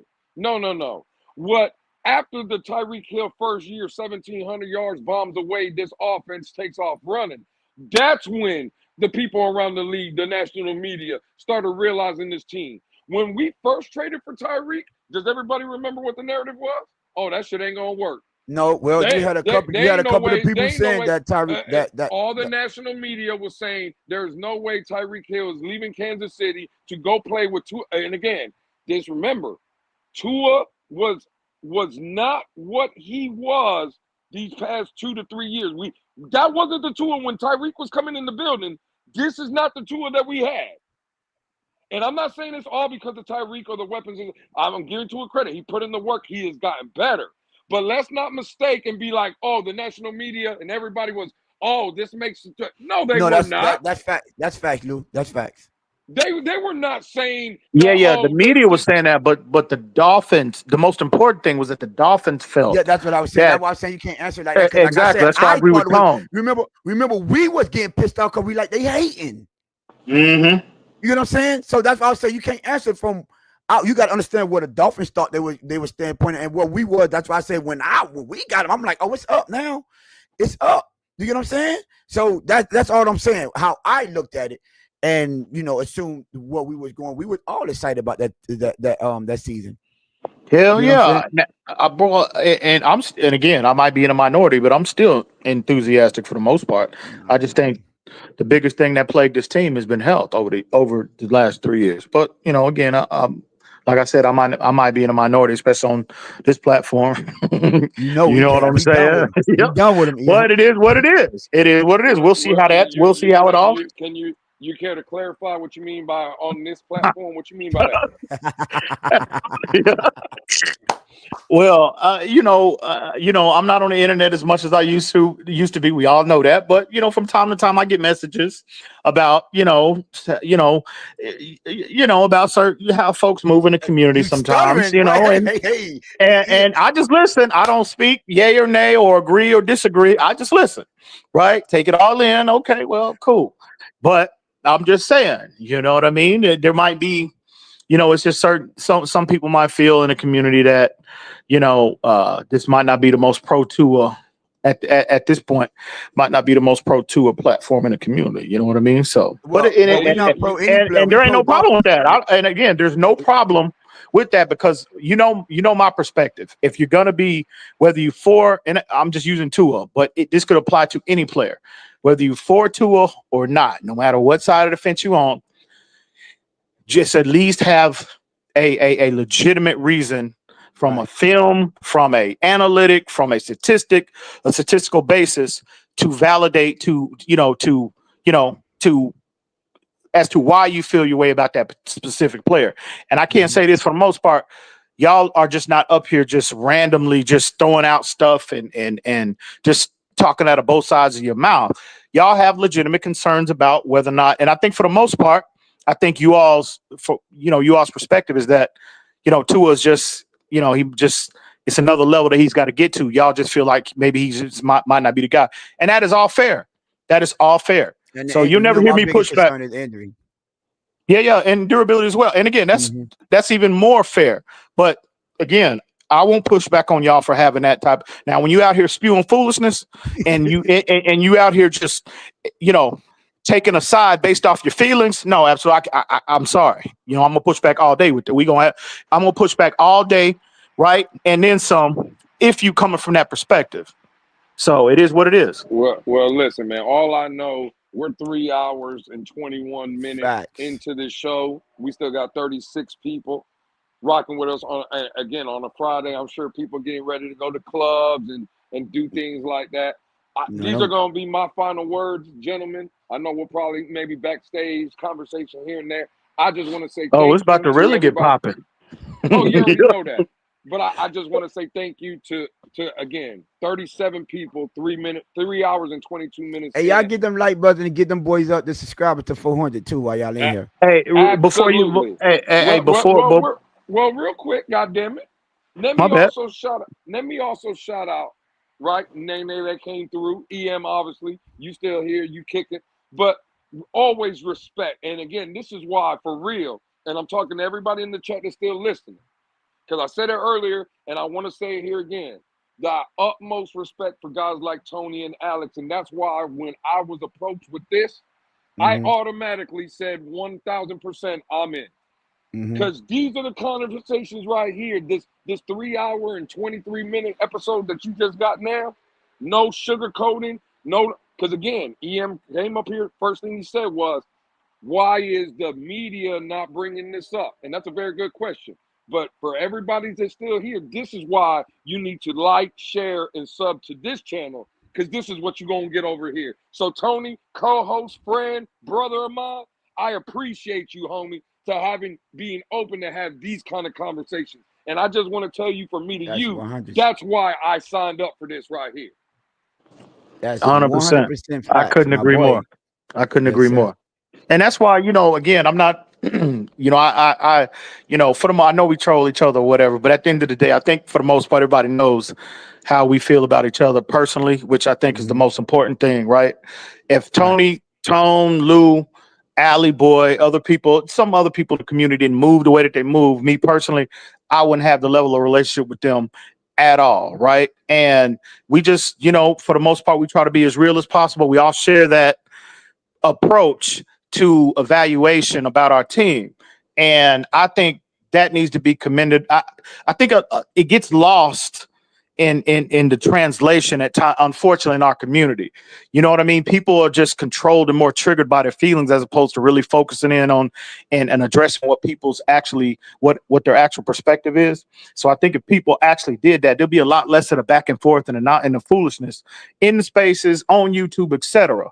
So at the end of the day, shout out, salute to all three of you gentlemen, because I look at the Blitz pickup as a home away from home. I'm not on the internet like that, like I used to be. But when I do pop up, it's only a few places. You know what I'm saying? So, and the Blitz pickup is definitely one of them. So I got nothing but respect for all three of you gentlemen, because y'all in your own little way, y'all keep EM Dolphin fan relevant in the community. So I gotta respect. I got number love for y'all in that regard. Appreciate you, EM. You already know what's up. Nene said she clipping it up. That's what Nene all right. said. Well, again, she got the audio. Well, we ain't got to sign off just yet. Go get it, Nene, and pull up. Nah, hell no, Tony. End the show. We'll go. We handle it. Hey, EM, backstage, bro, listen, man. Hey, you already know. Much respect, much appreciated. Hey, listen. If y'all don't know, y'all know now. It's just not that all access channel, bro. It gotta be at least an educated back and forth. We not getting into our feelings, none of that. You know what I'm saying? Even though they got, him, EM, and Nene got into it, but everybody that we bring up, because we listen to our chat, bro. They don't want us just bringing any and everyone up here to just talk and relay back and forth foolishness. No, we have to have an educated, healthy debate, bro. You know what I'm saying? So this is why we started the channel, because we want to meet Lewis, EM. We disagree on a lot of things, but we could come up here and disagree. You heard him say we were scared to drop the link. We dropped the link and we went a whole other hour and a half, because this is what we do, almost approaching 2 extra hours, because, okay, you want to debate where we go. Well, let's get it out there and let's show people how to debate without getting in your feelings and it becoming just a crazy madhouse in there and people just yelling about a bunch of nothings. So I appreciate, all y'all boys and lady, Nene, for coming up and giving our all y'all thoughts. And yeah, we didn't do final score predictions. Shout out, you see what I'm saying? That's why they hold us accountable in here. Be honest with you, I don't care, Lou, what the score is, but I do think that rain, that weather, and you know what? Hopefully this works because I never go against my team. But I don't know. I don't even think we crack 27 points if it's raining like that in that win. I think it might be like 24.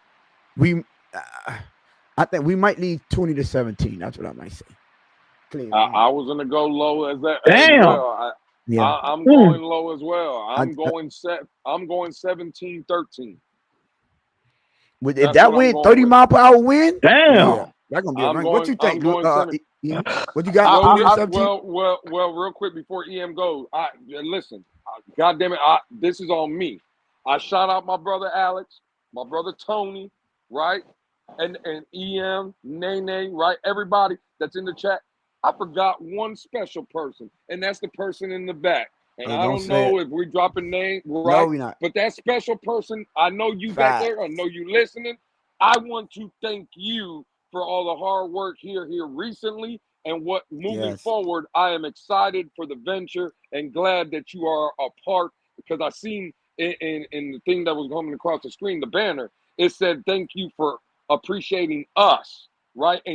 And that person, that special person, is definitely part of us. So I just want to say thank you. We really appreciate that as well. My fault. Damn, I'm clueless here. Damn, I thought we family here, right? This is news to me. Is that how we moving? We keeping stuff from each other. Is that what we doing? Hey, listen, man. Hey, listen. Oh, it's like that. Okay, I bet. Let it be known then. You got to respect the people that lend a helping hand. You know what I'm saying? Yeah, bro, it's so much easier. Y'all don't even understand, bro. Like for real. But yeah, we appreciate everyone that come through. This is why we run a tight ship the way we run this tight ship, because you know, whenever we put something out, you could always go back and listen to it, and you could learn something. You could debate on it, you could disagree with it, and you could be able to, you know, come to your own conclusion. But final prediction. You know what? I might be a little more optimistic than you two gentlemen. I think the Dolphins will put up 28 in this game, and I think Cleveland. I think they've checked out. You know, they making plans for Cancun and you know what I mean, Barbados, and they already starting that process of planning their vacations. So I think they've checked out mentally for the most part. So offensively, you know, I really don't think they have anything for us. They're not going to be able to move the ball with any level of success for the most part. If they do, I'd be surprised. But I think at the end of the day, it's going to be a 28 to probably 6 football game on Sunday. That's my expectation. 28-6. Oh yeah. The defense been playing well, so I'm not even mad at that. You know, I've asked for the defense. I was critical of the defense going into the Houston game. You know, and I was like, I think the offense would show up, but you know, obviously it was the opposite. So I'm not mad at that. You know what I'm saying? I think they for the last couple of weeks. No Nick Chubb. Mm-hmm. They quarterback situation a complete mess. They starting DTR. Yeah. Oh, but they out of there. Like they out of there. Hey, real quick, Tony, look at my mama. We might have to create this shirt, Tony. My mama, for that special person in the back, the background blitz. Thank you to the background blitz. Hey man, shout out, man. I like that. Yeah. We might have to create that shirt, man. Background blitz, man. Yes, sir.